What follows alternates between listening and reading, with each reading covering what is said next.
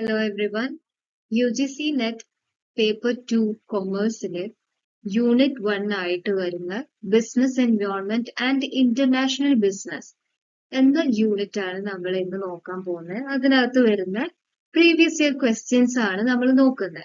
Okay, previous year questions എന്ന് പറയുമ്പോൾ recent ആയിട്ട് കഴിഞ്ഞ 2023 ഷിഫ്റ്റിൽ വന്നിട്ടുള്ള ക്വസ്റ്റ്യൻസും അതേപോലെ തന്നെ 2024 അവൈലബിൾ ആയിട്ടുള്ള ക്വസ്റ്റ്യൻസും കൂടെയാണ് നമ്മൾ ഈ ഒരു വീഡിയോക്കകത്ത് നോക്കാൻ പോകും. സോ നമ്മൾ ഇതിനകത്ത് ഇൻക്ലൂഡ് ചെയ്തിട്ടുള്ളത് 2 ഇയേഴ്സിന്റെയാണ്. ഒന്ന് 2023 ആൻഡ് ദെൻ 2024. 2023 തന്നെ 3 ഷിഫ്റ്റ് വരുന്നുണ്ട്. അതിന്റെ ഓൾമോസ്റ്റ് എല്ലാ ക്വസ്റ്റ്യൻസും നമ്മൾ ഇതിനകത്ത് ആഡ് ചെയ്തിട്ടുണ്ട്. അതേപോലെ 2024 റിലേറ്റ് ചെയ്തിട്ടുള്ള അവൈലബിൾ ആയിട്ടുള്ള ക്വസ്റ്റ്യൻസ് ഒക്കെ നമ്മൾ ഇൻക്ലൂഡ് ചെയ്തിട്ടുണ്ട്. സോ അറൌണ്ട് ഒരു 40 questions relating to this particular unit നമ്മൾ നോക്കാൻ പോവാണ് ഈ ഒരു വീഡിയോക്കകത്ത്. സോ 2023 ഫസ്റ്റ് ഷിഫ്റ്റിൽ വന്നിട്ടുള്ള ക്വസ്റ്റ്യൻസ് ആണ് നമ്മൾ ഇനി നോക്കാൻ പോകുന്നത്. So first question, in totalitarianism called authoritarianism, individual freedom is subordinated to the power of the authority of a group or state. Which of the following is not a type of totalitarianism? So നമ്മൾ പലപ്പോഴും questions വായിക്കുമ്പോൾ ശ്രദ്ധിക്കേണ്ട ഒരു കാര്യമാണ്, panic ആയിരിക്കുന്ന സമയത്ത് പലപ്പോഴും not എന്ന് പറയുന്ന വേർഡിനെ ഇഗ്നോർ ചെയ്ത് പോകും. സോ അങ്ങനെ പോകുന്ന സമയത്ത് നമ്മളുടെ ആൻസറിങ്ങും തെറ്റിപ്പോകും. സോ ഇവിടെ അങ്ങനെ ഒരു ക്വസ്റ്റ്യനാ ചോദിച്ചിട്ടുള്ളത്. ടോട്ടലിറ്റേറിയനിസം എന്ന കൺസെപ്റ്റിനെ റിലേറ്റ് ചെയ്തുകൊണ്ടാണ് ചോദ്യം വന്നിട്ടുള്ളത്. പക്ഷെ ടൈപ്പ് അല്ലാത്തതായിട്ടുള്ളത് ഏതാണെന്നാണ് ചോദ്യം വന്നത്. ഓക്കെ, സോ നമുക്ക് നോക്കാം എന്തൊക്കെയാണ് ആൻസർ ആയിട്ട് വരുന്നത് എന്നുള്ളത്. സോ ആൻസർ ആയി വന്നിട്ടുള്ളത് കൺസർവേറ്റീവ് എന്നാണ്. ഓക്കെ, എന്തൊക്കെയാണ് ഈ കൺസർവേറ്റീവ്, അതേപോലെ തിയോക്രാറ്റിക്, റൈറ്റ് വിങ്, ട്രൈബൽ ടോട്ടലിറ്റേറിയനിസം എന്നൊക്കെ പറയുന്ന കൺസെപ്റ്റ്സ് എന്നുള്ളത് നമുക്ക് നെക്സ്റ്റ് സ്ലൈഡിൽ നോക്കാം. സോ ഫസ്റ്റ് തന്നെ നമുക്ക് മനസ്സിലാക്കേണ്ട ഒരു കാര്യമുണ്ട്. What is basically totalitarianism? So totalitarianism is a form of government where the state or ruling authority exercises total control over every aspect of public and private life. It often suppresses individual freedoms and enforces strict conformity. അപ്പോൾ ടോട്ടലിറ്റേറിയനിസം എന്ന് പറയുന്ന ഒരു form of government ആണ്. ഈ ഗവൺമെന്റിന്റെ ഒരു power എന്ന് പറയുന്നത് അവര് ടോട്ടൽ കൺട്രോൾ എടുക്കും every aspect of public as well as private life of the citizen. Okay, അവര് സപ്രസ് ചെയ്യും ഇൻഡിവിജ്വൽ ഫ്രീഡംസിനെ. അതായത് ഒന്നും കൂടെ ഭയങ്കര സ്ട്രിക്റ്റർ ആയിട്ടുള്ള ഒരു റൂളിംഗ് അതോറിറ്റി ആയിരിക്കും അവർക്ക് ഉണ്ടാവുക. സോ ഈ ഒരു ടൈപ്പ് ഓഫ് ഗവേണിംഗ് ബോഡി അല്ലെങ്കിൽ ഗവൺമെന്റിന്റെ കുറച്ച് ടൈപ്സ് ഉണ്ട് ഈ ടോട്ടലിറ്റേറിയനിസിന് അകത്ത്. Okay, so theocratic, right wing, tribal എന്നൊക്കെ പറയുന്നത് അതിന്റെ കുറച്ച് ടൈപ്സ് ആണ്. സോ ബേസിക്കലി എന്താണ് നമുക്ക് ഈ തിയോക്രാറ്റിക് ടോട്ടലിറ്റേറിയൻസ് എന്ന് പറഞ്ഞാൽ നോക്കാം. A system where religious leaders or religious ideologies dominate the state and laws are based on religious doctrines. So theocratic എന്ന് പറയുന്ന ടെർമിനോളജി ഉണ്ട്. നമുക്കറിയാം തിയോളജി എന്നുള്ള ഒരു വേർഡിനെ റിലേറ്റ് ചെയ്യുന്നതാണല്ലോ. സോ തിയോളജി ബേസിക്കലി നമ്മളുടെ റിലീജിയസ് ആസ്പെക്റ്റിനെ ഇന്റർപ്രറ്റ് ചെയ്യുന്ന രീതിയിലുള്ള ഒരു വേർഡാണ്. ഓക്കെ, സോ ഇവിടെ റിലീജിയസ് ആയിട്ടുള്ള ലീഡേഴ്സ് അല്ലെങ്കിൽ അവരുടെ ഈ റിലീജിയൻ ബേസ്ഡ് ആയിട്ടുള്ള ഐഡിയോളജീസിനെ ബേസ് ചെയ്തുകൊണ്ടായിരിക്കും ആ ഒരു സ്റ്റേറ്റിനെ ഗവേൺ ചെയ്യുന്നത്. ഫോർ എക്സാമ്പിൾ, ഇറാനെ പോലുള്ള ഒരു നേഷൻ അങ്ങനെ ഒരു തിയോക്രാറ്റിക് ടോട്ടലിറ്റേറിയനിസം ബേസ്ഡ് ചെയ്തുകൊണ്ടാണ്. Okay, then right wing totalitarianism. This system emphasizes strong state control, often with nationalist or militaristic ideologies. So militaristic എന്ന് പറയുമ്പോൾ നമുക്ക് ഒന്നുകൂടെ റിലേറ്റ് ചെയ്യാൻ പറ്റും. And also it states while rejecting communism or socialism. So അങ്ങനെയുള്ള ഒരു സ്റ്റേറ്റിൽ എന്താ ഉണ്ടാവുന്നത്? കമ്മ്യൂണിസം ഓർ സോഷ്യലിസത്തിനെ റിജക്ട് ചെയ്യുന്നുണ്ട്. ഇവിടെ എക്സാമ്പിൾ പറയുമ്പോൾ നമുക്ക് ഒന്നും കൂടെ മനസ്സിലാക്കാൻ പറ്റും. Fascist regimes like Nazi Germany. So Nazi ജർമ്മനിനൊക്കെ പറ്റിയിട്ട് നമുക്ക് അറിയുന്ന കാര്യങ്ങളാണ്. ആ ഒരു ടൈപ്പ് ഓഫ് ഗവേണിംഗ് ബോഡി ആണ് എന്തെന്ന് പറയുന്നത് റൈറ്റ് വിങ് ടോട്ടലിറ്റേറിയനിസം.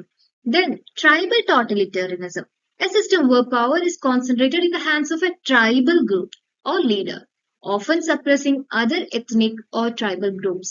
സോ ഇവിടെ ട്രൈബൽ അല്ലേ, അപ്പൊ ഈ ഒരു കൂട്ടരുടെ കയ്യിലായിരിക്കും എന്തുണ്ടാവുക, കൺട്രോൾ ഉണ്ടാവുക, പവർ ഉണ്ടാവുക. സോ ഇവിടെ നമുക്ക് മനസ്സിലാക്കാൻ പറ്റും ബാക്കി വരുന്ന ട്രൈബൽ ഗ്രൂപ്പ്സ് അല്ലെങ്കിൽ ഒരു എത്നിക് ഗ്രൂപ്പിനെ അവർ ഇഗ്നോർ ചെയ്യും അല്ലെങ്കിൽ അവർ സപ്രസ് ചെയ്യാൻ ശ്രമിക്കും. സോ ഇതിന്റെ എക്സാമ്പിൾ ആയിട്ട് വരുന്ന സം റിജൈൻസ് ഇൻ ആഫ്രിക്ക ആണ്. ദെൻ നമ്മളുടെ ആൻസർ ആയിട്ട് വന്നിട്ടുള്ള ഓപ്ഷൻ ആണ് conservative. While conservatism may reflect a political ideology advocating traditional values and institutions, it is not a type of totalitarianism. So conservatism എന്ന് പറയുന്നത് എന്താണ്? ഒരു പൊളിറ്റിക്കൽ ഐഡിയോളജിയാണ്, ഒരു ഫിലോസഫിയാണ്. അല്ലാതെ അതൊരു ഗവൺമെന്റ് ബോഡി ടോട്ടലിറ്ററിസത്തിനെ പോലെ അല്ല എന്നുള്ളതാണ്. So it can exist within various forms of governance, including democracies, without necessarily subordinating individual freedoms. So totalitarianism എന്ന് പറയുന്ന കൺസെപ്റ്റിന്റെ ബേസിക് ആയിട്ട് വരുന്നതാണ് എന്തെന്ന് പറയുന്നത് suppress individual freedoms and enforce strict കൺഫോർമിറ്റി. പക്ഷെ കൺസർവേറ്റിസത്തിനകത്ത് ഒരിക്കലും മറ്റൊരു ഇൻഡിവിജ്വലിന്റെ ഫ്രീഡത്തിനെ സബോർഡിനേറ്റ് ചെയ്യുന്ന രീതിയിലുള്ള ഒരു ഐഡിയോളജി അവര് പറയുന്നില്ല. ഓക്കെ, അതിന്റെ എക്സ്പ്ലനേഷൻ വീണ്ടും കൊടുത്തിട്ടുള്ളത് ഇതാണ്. Conservatism refers to a political philosophy or ideology and does not inherently align with the total control or suppression of freedoms characteristic of totalitarian systems. So second question ആണ്, the Directorate General of Foreign Trade DGFT facilitates and promotes foreign trade in India and also implements the foreign trade policy of India. Question basically ഇതാണ്, which of the following union ministry governs the DGFT? So നമ്മുടെ രാജ്യത്തില് foreign ട്രേഡിനെ promote ചെയ്യുന്നത് directorate general of foreign trade ആണ്. അതേപോലെ foreign trade policy ഒക്കെ ഇന്ത്യയിൽ implement ചെയ്യുന്നതും DGFT ആണ്. പക്ഷെ ഈ DGFTനെ ഗവേൺ ചെയ്യുന്നത് ഏത് യൂണിയൻ മിനിസ്ട്രി ആണ് എന്നുള്ളതാണ് ചോദ്യം വന്നിട്ടുള്ളത്. സോ നമുക്ക് നോക്കാം ഏതാണ് ആൻസർ. ആൻസർ ആയി വന്നിട്ടുള്ളത് option 1 ministry of commerce and industry എന്നുള്ളതാണ്. സോ ആൻസറിന്റെ ഡിസ്ക്രിപ്ഷൻ ആണ് കൊടുത്തിട്ടുള്ളത്. The Directorate General of Foreign Trade is responsible for promoting and facilitating foreign trade in India and implementing the country's foreign trade policies. So ഏത് union ministry ആണ് DGFTനെ govern ചെയ്യുന്നതെന്നായിരുന്നു ചോദ്യം. Ministry of commerce and industry ആണ്.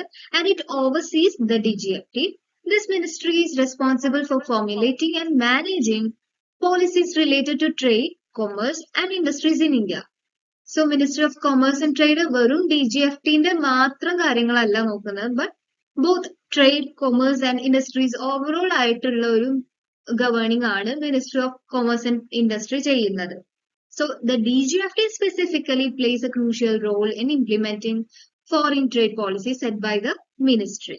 Okay, so ഇതാണ് basically നമ്മളുടെ ministry of commerce and industry ചെയ്യുന്ന ഡ്യൂട്ടീസും കാര്യങ്ങളും. പിന്നെ അതിനെ റിലേറ്റ് ചെയ്യുന്ന കുറച്ചും കൂടെ ഫർദർ എക്സ്പ്ലനേഷൻസ് ആണ് വരുന്നത്. നെക്സ്റ്റ് ഓപ്ഷൻസുകൾ ഉണ്ട് ഇതിനകത്ത് അല്ലെ. സോ അതിനെ കുറിച്ചിട്ട് ഒന്ന് നോക്കാം നമുക്ക്. Ministry of science and technology. This ministry focuses on scientific research, development and innovation in technology. So ഇതെന്താണ്, നമുക്ക് ആ ഒരു ടേം തന്നെ മനസ്സിലാക്കാൻ പറ്റും അല്ലെ. സയൻസ് ആൻഡ് ടെക്നോളജി പറയുമ്പോൾ അതിനെ റിലേറ്റ് ചെയ്യുന്ന കാര്യങ്ങൾ കോൺസെൻട്രേറ്റ് ചെയ്യുന്ന ഒരു മിനിസ്ട്രി ആണത്. And it governs scientific institutions and policies, but it is not involved in trade or commerce എന്നുള്ളതാണ്. Okay, then Ministry of Finance ആണ് വരുന്നത്. This ministry manages taxation, budgets, financial regulations and economic policies in India ആണ്. Okay, അപ്പോൾ നമ്മൾ നേരത്തെ പറഞ്ഞ ministry of commerce and ഇൻഡസ്ട്രീനെ compare ചെയ്യുമ്പോൾ ഇവിടെ ഫിനാൻസ് എന്താ ചെയ്യുന്നത്? Taxation, budget, financial regulations and economic പോളിസീസിനെയാണ് മാനേജ് ചെയ്യുന്നത്. സോ രണ്ടും രണ്ടാണ്. While it deals with financial aspects like tariffs or duties on trade, it does not govern foreign trade policies or the DGFT എന്നുള്ളത്. Okay, then Ministry of External Affairs ആണ് നമുക്ക് ഓപ്ഷനായി വന്നിട്ടുണ്ടായിരുന്നത്. ഈ ഒരു മിനിസ്ട്രി ഹാൻഡിൽ ചെയ്യുന്നത് ഇന്ത്യയുടെ ഡിപ്ലോമാറ്റിക് റിലേഷൻസിന് വിത്ത് അതർ കൺട്രീസിനെ ആയിട്ടുള്ള കാര്യങ്ങളാണ് അല്ലെ. അതായത് ഇന്റർനാഷണൽ ഓർഗനൈസേഷനൊക്കെ ആയിട്ട് വരുന്ന കാര്യങ്ങളാണ് ഇവിടെ ഒന്നും കൂടെ ഫോക്കസ് ചെയ്യുന്നത്. അതായത് ഔട്ട്സൈഡ് ഇന്ത്യ സെക്ടറിൽ വരുന്ന കാര്യങ്ങൾ. Although foreign trade can involve international relations, this ministry is not responsible for implementing trade policies or governing the DGFT. So summary ആയിട്ട് നമുക്കൊന്ന് നോക്കാം. The DGFT works under the Ministry of Commerce and Industry, focusing on regulating and facilitating foreign trade in India. ensuring the smooth implementation of trade policies. The other ministries have different roles unrelated to directly governing foreign trade എന്നുള്ളതാണ്. Okay, so ഇവിടെ appropriate ആയിട്ട് വരുന്ന answer എന്ന് പറയുന്നത് ministry of commerce and industry എന്നുള്ളതാണ്. So third question നോക്കാം നമുക്ക്. In which of the following balance of payment accounts changes in holdings of gold and foreign currencies by official monetary institutions are accounted for? So questionൽ balance of payment accountsൽ ഏത് അക്കൗണ്ടിലാണ് changes in holdings of gold and foreign currencies account ചെയ്യുന്നത് എന്ന ചോദ്യം. So നമുക്ക് options ആയി തന്നിട്ടുള്ളത് current account, capital account, official reserve account and foreign exchange account ആണ്. നമുക്ക് നോക്കാം ഏത് അക്കൗണ്ടിലാണ് ഈ പറഞ്ഞിട്ടുള്ള ഐറ്റം റെക്കോർഡ് ചെയ്യുന്നത് അല്ലെങ്കിൽ അക്കൗണ്ട് ചെയ്യുന്നത് എന്നുള്ളത്. സോ ആൻസർ ആയി വന്നിട്ടുള്ളത് ഒഫീഷ്യൽ റിസർവ് അക്കൗണ്ട് ആണ്. നമുക്ക് ഇതിന്റെ ഡിസ്ക്രിപ്ഷൻ നോക്കാം. Explanation of the options. Current account എന്ന് പറയുമ്പോൾ ഇതിനകത്ത് റെക്കോർഡ് ചെയ്യുന്നത് inflow and outflow of goods, services, income like remittances and current transfers like foreign aid or gifts.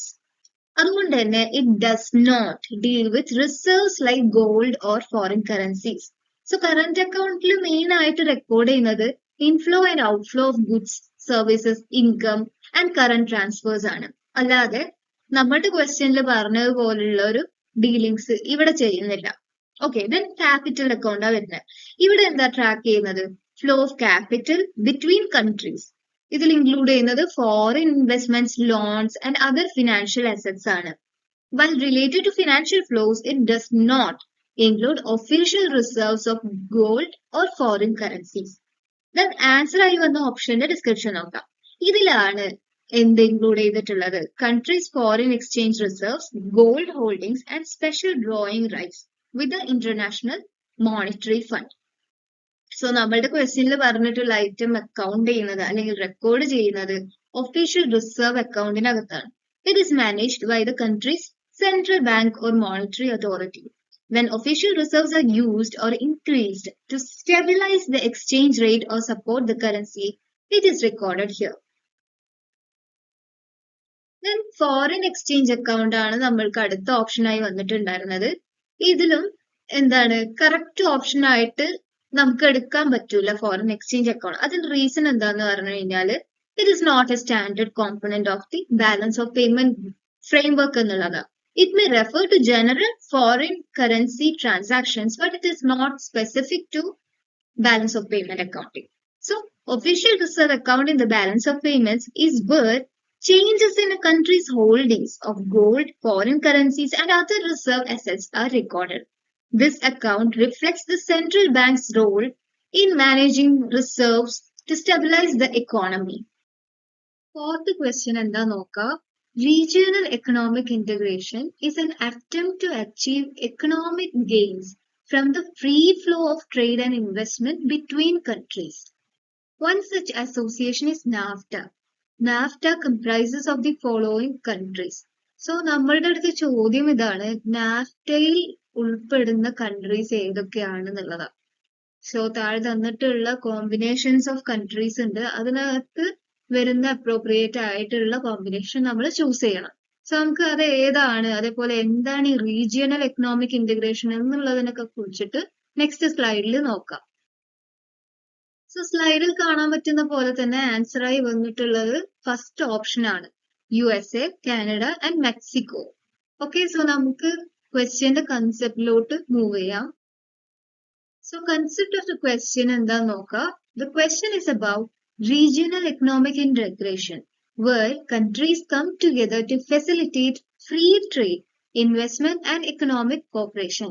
One example is the North American Free Trade Agreement, a trade bloc established to reduce trade barriers between its member countries.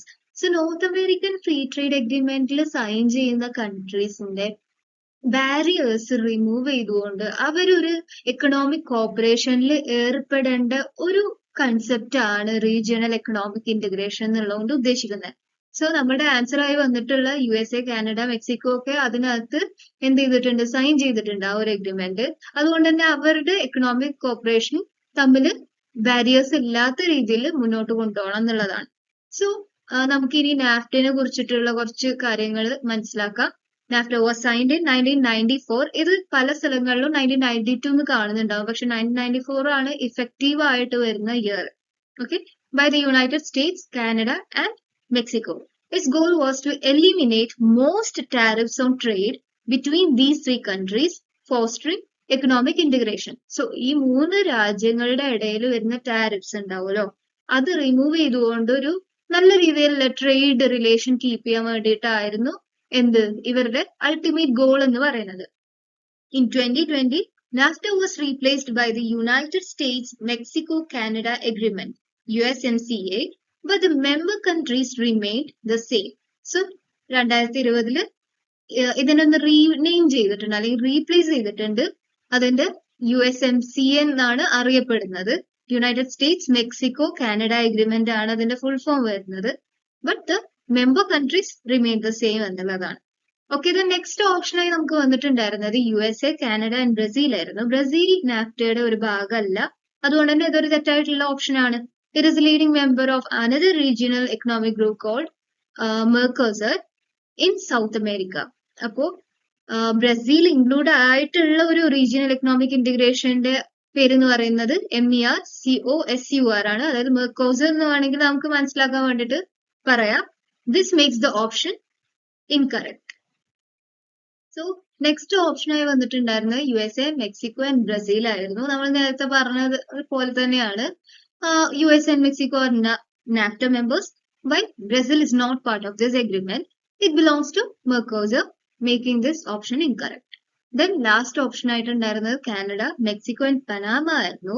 Canada and Mexico നമുക്കറിയാം NAFTA members ആണ്, but Panama അല്ല. Panama ഏതിന്റെയാണ്? CAFTA DR, അതായത് central American free trade എഗ്രിമെന്റിന്റെ ഭാഗമായിട്ടുള്ള ഒരു രാജ്യമാണ്. So summary ആയിട്ട് നമുക്ക് വീണ്ടും ആ ഒരു കൺസെപ്റ്റിലോട്ട് തന്നെ ഒന്ന് ജസ്റ്റ് സമറൈസ് ചെയ്യാം. NAFTA was an agreement between USA, Canada and Mexico to promote free trade and economic integration in North America. Its successor, USMCA, continues to operate with the same member countries. Other countries mentioned in the options are not part of NAFTA. So, NAFTA-നെ കുറിച്ചിട്ട് പഠിച്ചു പോകുന്നത് എന്തുകൊണ്ട് നന്നാവും, പല സമയങ്ങളിലായിട്ട് repeated ആയി കാണുന്ന ഒരു area ആണ്. അതിൻ്റെ അകത്ത് വരുന്ന കൺട്രീസിന്റെ ഒരു കോമ്പിനേഷൻ കാര്യങ്ങൾ, അതായത് റീജിയണൽ എക്കണോമിക് ഇന്റഗ്രേഷൻ എന്ന് പറയുന്ന ടോപ്പിക് ഇഗ്നോർ ചെയ്യരുത്, പലപ്പോഴും ക്വസ്റ്റ്യൻസ് കണ്ടുവന്നിട്ടുണ്ട്. ഇനി നമുക്ക് 5th ക്വസ്റ്റ്യൻ നോക്കാം. Who was of the opinion that labor was the father of wealth and it must be included in any estimate of national wealth? So national wealth estimate ചെയ്യുന്ന സമയത്ത് നമ്മൾ labour include ചെയ്യണം എന്ന concept അല്ലെങ്കിൽ അത്ര രീതിയിലുള്ള ഒരു ഒപ്പീനിയൻ മുന്നോട്ട് കൊണ്ടുവന്ന ആൾ ആരാണെന്നാണ് ചോദ്യം. നമുക്ക് ആൻസർ ഏതാന്ന് നോക്കാം. സോ ആൻസർ ആയി വന്നിട്ടുള്ളത് ഓപ്ഷൻ 2 വില്യം പെറ്റി ആണ്. നമുക്ക് ഇനി ഇതിന്റെ ഫർദർ എക്സ്പ്ലനേഷൻസ് നെക്സ്റ്റ് സ്ലൈഡിൽ നോക്കാം. കൺസെപ്റ്റ് ഓഫ് ദ ക്വസ്റ്റ്യൻ തന്നെ ആദ്യം നമുക്ക് നോക്കാം. The question relates to early economic theories and the importance of labor in the creation of wealth. So, ഒരു ഏർലി എക്കണോമിക് തിയറി ആണ് നമ്മളിപ്പോ ചോദ്യത്തിൽ കണ്ടുവന്നത്. അതായത് ലേബർ വെൽത്ത് ക്രിയേഷന്റെ ഭാഗമാണ്, അതിന്റെ ഇമ്പോർട്ടൻസിനെ സിഗ്നിഫൈ ചെയ്യുന്ന ഒരു തിയറിയാണ് വില്യം പെറ്റി മുന്നോട്ട് കൊണ്ടുവന്നിട്ടുള്ളത്. So the correct answer identifies the economist who emphasised that labor is a critical component in generating wealth and should be considered in measuring a nation's wealth. So ultimately ഒരു രാജ്യത്തിന്റെ വെൽത്തിലേക്ക് ഇവരുടെ contribution എത്ര കണ്ടുവരുന്നുണ്ട് അല്ലെങ്കിൽ അതിന്റെ ഒരു ഇമ്പോർട്ടൻസ് സിഗ്നിഫൈ ചെയ്യുന്ന ഒരു കൺസെപ്റ്റ് ആണ് വില്യം പെറ്റി പുട്ട് ഫോർത്ത് ചെയ്തത്. സോ ഫസ്റ്റ് ഓപ്ഷൻ ആയി വന്നിട്ടുണ്ടായിരുന്നത് വില്യം ഫാർ ആയിരുന്നു. He was a pioneer in medical statistics and public health, not specifically an economist. അപ്പോൾ വില്യം ഫാറിന്റെ കോൺട്രിബ്യൂഷൻ എന്താന്നുള്ളത് നമുക്ക് മനസ്സിലായി. മെഡിക്കൽ സ്റ്റാറ്റിസ്റ്റിക്സ് ആൻഡ് പബ്ലിക് ഹെൽത്തിലായിരുന്നു അദ്ദേഹത്തിന്റെ കോൺട്രിബ്യൂഷൻസ് ഉണ്ടായിരുന്നത്, അല്ലാതെ എക്കണോമിക് ആസ്പെക്റ്റിലല്ല. His contributions were more focused on demography and public health metrics rather than theories of labor and wealth. So ഇതൊരു തെറ്റായിട്ടുള്ള ഓപ്ഷൻ ആണ്. ഇനി കറക്റ്റ് ആൻസർ ആയി വന്നിട്ടുള്ള വില്യം പെറ്റിയുടെ ഓപ്ഷൻ നോക്കാം. ഏർലി എക്കണോമിസ്റ്റ് ആണ് and one of the founders of political economy ആണ്. William Petty is known for emphasizing that labor is the father of wealth. and must be included when estimating a nation's wealth. He believed that wealth was generated through human effort combined with resources. So, ഒരു നേഷന്റെ അല്ലെങ്കിൽ ഒരു organisation എടുക്കുകയാണെങ്കിലും അവിടെയൊക്കെ എന്താണ് wealth created ആവുന്നത് ultimately human effort മൂലമാണ് by combining with resources. അതാണ് ഇദ്ദേഹം മുന്നോട്ട് കൊണ്ടുവന്നിട്ടുള്ള concept. So he is the correct answer here. ഇനി നെക്സ്റ്റ് ഓപ്ഷൻ നോക്കാം, വില്യം സി പൈലി. ഇദ്ദേഹം എക്കണോമിക് തിയറീസിലേക്ക് കോൺട്രിബ്യൂട്ട് ചെയ്തിട്ടില്ല എന്നാണ് പറയുന്നത്, അല്ലെങ്കിൽ early discussions of labour and വെൽത്തിൽ ഒന്നും അസോസിയേറ്റ് ചെയ്തിട്ടുള്ള ഒരാളല്ല എന്നാണ് പറയുന്നത്. So it's not the correct answer. Then Eric Flamholtz ആണ്. ഇദ്ദേഹം ചെയ്തിട്ടുള്ള എന്താന്ന് വെച്ച് കഴിഞ്ഞാൽ ഒരു മോഡേൺ കോൺട്രിബ്യൂട്ടർ ആണ്. To which field? Human resource accounting ഫീൽഡിലോട്ടാണ് എന്നാണ് ഇതിന്റെ ഒരു ഡിഫറൻഷിയേറ്റ് ചെയ്യുന്ന ഒരു aspect. So Flamholtz focuses on the valuation of human capital in organizations. So, ഓർഗനൈസേഷന്റെ അകത്ത് വരുന്ന ഹ്യൂമൻ ക്യാപിറ്റലിനെ വാല്യൂ ചെയ്യുന്നതിന്റെ കൺസെപ്റ്റിനെ റിലേറ്റ് ചെയ്തുകൊണ്ടാണ് പ്ലാംഹോൾസ് കോൺട്രിബ്യൂട്ട് ചെയ്തിട്ടുള്ളത്.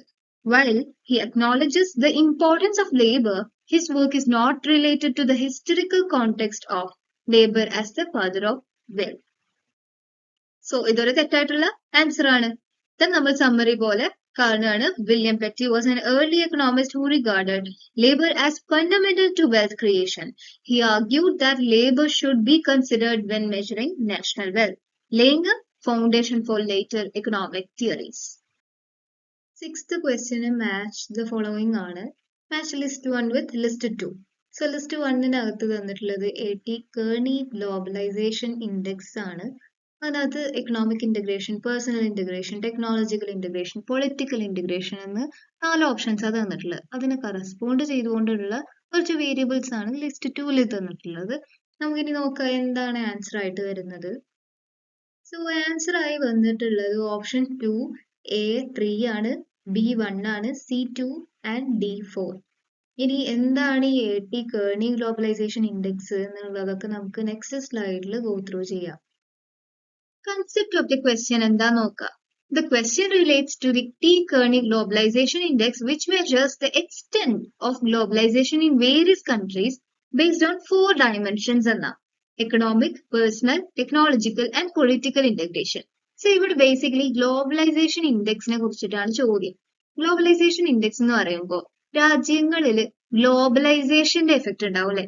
ആ എഫക്റ്റ് ലെവൽസ് വളരെ ഡിഫറെന്റ് ആയിരിക്കും പല രാജ്യങ്ങൾക്കും. അതിന് മെഷർ ചെയ്യുന്ന ഇൻഡെക്സ് ആണ് ഗ്ലോബലൈസേഷൻ ഇൻഡെക്സ് എന്ന് പറയുന്നത്. സോ AT Kearney കൊടുത്തിട്ടുള്ള ഒരു കോൺസെപ്റ്റ് ആണ് ഈ ഒരു ഗ്ലോബലൈസേഷൻ ഇൻഡെക്സിൽ ഡിസ്കസ് ചെയ്യുന്നത്. അതാണ് T Kearneyയുടെ ഗ്ലോബലൈസേഷൻ ഇൻഡെക്സ് പറയുന്നത്. അതിൽ 4 എണ്ണമാണ് അദ്ദേഹം പറഞ്ഞിട്ടുള്ളത്. ഒന്ന് economic, personal, then technological and political integration. ഇത് ഓർത്ത് വെക്കാൻ വേണ്ടിയിട്ട് വേണമെങ്കിൽ നമുക്ക് PPET എന്ന് ഒരു ഷോർട്ട് ഫോം കൊടുക്കാം. അതായത് P എന്ന് പറയുമ്പോൾ പൊളിറ്റിക്കൽ ഇന്റഗ്രേഷൻ ഉണ്ടാവും, പിന്നത്തെ P എന്ന് പറയുന്നത് പേഴ്സണൽ ആവും, ദെൻ E പറയുന്നത് എക്കണോമിക് ആവും, ദെൻ T എന്ന് പറയുന്നത് ടെക്നോളജിക്കൽ ആവും. ഓക്കെ, ഇതിന് കറസ്പോണ്ട് ചെയ്യുന്ന വേരിയബിൾസിനെയാണ് നമ്മൾ ഇവിടെ മാച്ച് ചെയ്യേണ്ടത്. എക്കണോമിക് ഇന്റഗ്രേഷന്റെ റെഫറൻസ് അല്ലെങ്കിൽ അതിന്റെ മീനിങ് എന്ന് പറയുന്നത് interconnectedness of economics through trade, investment and capital flows എന്നാണ്. സോ എക്കണോമിക് അകത്ത് ഉണ്ടാവുന്ന ട്രേഡ്, ഇൻവെസ്റ്റ്മെന്റ്, ക്യാപിറ്റൽ ഫ്ലോസിന്റെ ഒരു ഇന്റർ കണക്ഷനെയാണ് എക്കണോമിക് ഇന്റഗ്രേഷൻ കൊണ്ട് മീൻ ചെയ്യുന്നത്. സോ അവിടെ കറസ്പോണ്ട് ചെയ്യുന്ന ലിസ്റ്റിൽ നിന്ന് നമുക്ക് സ്യൂട്ടബിൾ ആയി വരുന്ന ഒരു ഓപ്ഷൻ അല്ലെങ്കിൽ വേരിയബിൾ എന്ന് പറയുന്നത് ഫോറിൻ ഡയറക്റ്റ് ഇൻവെസ്റ്റ്മെന്റ് ആണ്. ഇനി പേഴ്സണൽ ഇന്റഗ്രേഷൻ എടുക്കുന്ന സമയത്ത് ഇത് മീൻ ചെയ്യുന്നത് movement of people and cultural exchanges between countries ആണ്. സോ ഇവിടെ ആളുകളും അതേപോലെ ആളുകൾ പോകുമ്പോൾ എന്താണ് ഇവിടെ സംഭവിക്കുന്നത്? കൾച്ചറൽ എക്സ്ചേഞ്ച് സംഭവിക്കുന്നുണ്ട് അല്ലെ. സോ അവരുടെ മൂവ്മെന്റിനെ കുറിച്ചിട്ടാണ് പേഴ്സണൽ ഇന്റഗ്രേഷൻ മീൻ ചെയ്യുന്നത്. അതിനോട് കറസ്പോണ്ട് ചെയ്യുന്ന ആപ്റ്റ് ആയിട്ടുള്ള വേരിയബിൾ എന്ന് പറയുന്നത് ഇന്റർനാഷണൽ ടൂറിസം ആൻഡ് ട്രാവൽ ആണ്. ഇനി ടെക്നോളജിക്കൽ ഇന്റഗ്രേഷൻ ഇവിടെ റിഫ്ലക്ട് ചെയ്യുന്നത് നമ്മളുടെ ടെക്നോളജി അതേപോലെ ഇൻഫോർമേഷൻ ഒക്കെ ആക്സസ് ചെയ്യാനും ഷെയർ ചെയ്യാനും ഒക്കെ ഉള്ള ഒരു എബിലിറ്റി അല്ലെങ്കിൽ അങ്ങനത്തെ ഒരു കൺസെപ്റ്റിനെയാണ് ടെക്നോളജിക്കൽ ഇന്റഗ്രേഷനിൽ മീൻ ചെയ്യുന്നത്. സോ ഇവിടെ അക്രോസ് ബോർഡേഴ്സ് ആണ് ഈ ഒരു ഷെയറിംഗ് ഓഫ് ടെക്നോളജിയും ഇൻഫോർമേഷനും ഒക്കെ നടക്കുന്നത്. സോ അതിനെ റിലേറ്റ് ചെയ്യുന്ന മോസ്റ്റ് സ്യൂട്ടബിൾ ആയി വരുന്ന ഓപ്ഷൻ എന്ന് പറയുന്നത് ഇന്റർനെറ്റ് യൂസേഴ്സ് ആണ്. കാരണം as A measure of digital connectivity നമുക്ക് ഇന്ന് ഏറ്റവും കൂടുതൽ കണക്ട് ചെയ്യാൻ പറ്റുന്ന ഒരു എക്സാമ്പിൾ ആണല്ലോ ഇന്റർനെറ്റ് യൂസർ എന്ന് പറയുന്നത്. Then political integration ആണ്. This assesses cooperation between countries through international agreements and organizations. So ഇവിടെ വരുന്ന എന്താണ്, രാജ്യങ്ങൾ തമ്മിലുള്ള എഗ്രിമെന്റ്സ് ഉണ്ടാവും. അതാണല്ലോ ഇന്റർനാഷണൽ എഗ്രിമെന്റ്സ് കൊണ്ട് മീൻ ചെയ്യുന്നത്. അതേപോലെ ഓർഗനൈസേഷൻസും ഉണ്ടാവും. സോ ഇവിടെ കറക്റ്റ് ആയി വരുന്ന വേരിയബിൾ എന്ന് പറയുന്നത് റാറ്റിഫിക്കേഷൻ ഓഫ് മൾട്ടിലാറ്ററൽ ട്രീറ്റീസ് എന്നാണ്. റാറ്റിഫിക്കേഷൻ എന്ന് പറയുമ്പോൾ അംഗീകാരം എന്നാണ് അതിന്റെ മീനിങ് വരുന്നത്. മൾട്ടിലാറ്ററൽ ട്രീറ്റീസ് എന്ന് പറയുമ്പോൾ നമുക്ക് അറിയാം എഗ്രിമെന്റ്സ് ആണ് അല്ലെ, നാഫ്റ്റ പോലുള്ള എഗ്രിമെന്റ്സ്. അത് രാജ്യങ്ങൾ ഡിഫറെന്റ് കൺട്രീസ് ആയിരിക്കും ആ ഒരു എഗ്രിമെന്റിൽ സൈൻ ചെയ്യുന്നുണ്ടാവും. സോ ആ ഒരു എഗ്രിമെന്റിനെ അംഗീകരിക്കുന്നത് എന്തുകൊണ്ടും പൊളിറ്റിക്കൽ ഇന്റഗ്രേഷന്റെ ഭാഗമായിട്ട് ആണ് നമ്മൾ കണക്കാക്കേണ്ടത്. സോ ഇതാണ് മാച്ച് ദ ഫോളോയിങ് ഇവിടെ കറക്റ്റ് ആയിട്ട് വരുന്നത്. ആൻസർ ഓപ്ഷൻ 2 ആണ്. A3, B1, C2 and D4. Seventh question ചോദിച്ചിട്ടുള്ളത് the steps to be followed by a firm while strategizing to go international are as follows എന്നാ. അതായത് നമ്മളുടെ ഫേം ഇന്റർനാഷണൽ എൻട്രി ചെയ്യുന്നതിന് മുന്നേ നമുക്ക് കുറച്ച് പ്ലാനിങ്സ് ഉണ്ടാവും, അല്ലെങ്കിൽ കുറച്ച് സ്റ്റെപ്സ് ഫോളോ ചെയ്യേണ്ടി വരും. അതാണ് താഴെ കൊടുത്തിട്ടുള്ള സ്റ്റെപ്സ്. അതിൽ ആദ്യം വരുന്നത് ഡിസൈഡിങ് വെൻ ടു എൻറ്റർ എന്നാണ് ഓപ്ഷൻ എ ആയി കൊടുത്തത്. B deciding which markets to enter. C deciding whether to go global. D choosing a mode of entry and E deciding how to enter the chosen market എന്നുള്ളതാണ്. So ഇങ്ങനത്തെ process ആയിട്ടുള്ള questions അല്ലെങ്കിൽ step by steps ആയിട്ട് വരുന്ന ക്വസ്റ്റ്യൻസിന് പലപ്പോഴും നമുക്ക് concept അറിയില്ലെങ്കിലും connect ചെയ്തുകൊണ്ട് ഒരു ലോജിക്കൽ സീക്വൻസ് നമുക്ക് ബിൽഡ് ചെയ്യാൻ പറ്റും. അത് ബിൽഡ് ചെയ്യാനുള്ള ഒരു എബിലിറ്റി നമുക്ക് ഉണ്ടാക്കാൻ പറ്റുക എപ്പോഴും പ്രീവിയസ് ഇയർ ക്വസ്റ്റ്യൻസ് പ്രാക്ടീസ് ചെയ്യുമ്പോഴാണ്. സോ ഇവിടെ നമ്മൾക്ക് ഈ ഒരു ക്വസ്റ്റ്യൻ എങ്ങനെ ചെയ്യുന്നതെന്നുള്ളതിന്റെ ബേസിസിൽ പല പ്രീവിയസ് ഇയർ ക്വസ്റ്റ്യൻസ് ഇനി നിങ്ങൾ ചെയ്യുമ്പോൾ മനസ്സിലാക്കാൻ അത് പറ്റും. സോ ആൻസർ ആയി വന്നിട്ടുള്ളത് ഓപ്ഷൻ 3 ആണ്. ഫസ്റ്റ് തന്നെ deciding whether to go global ആണ് ഓപ്ഷൻ ആയി വന്നത് അല്ലെ. സി എന്ന് പറയുമ്പോൾ deciding whether to go global. നമുക്കറിയാം നമ്മൾ ഗ്ലോബലി പോണോ വേണ്ടേ എന്നുള്ളതാണല്ലോ എന്തായാലും ആദ്യം നമ്മൾ ഡിസൈഡ് ചെയ്യുക. സോ ബാക്കിയുള്ള ഓപ്ഷൻസ് നോക്കൂ. ഇ ആണ് ഫസ്റ്റ് ഓപ്ഷനിൽ വന്നത്. Deciding how to enter the chosen market.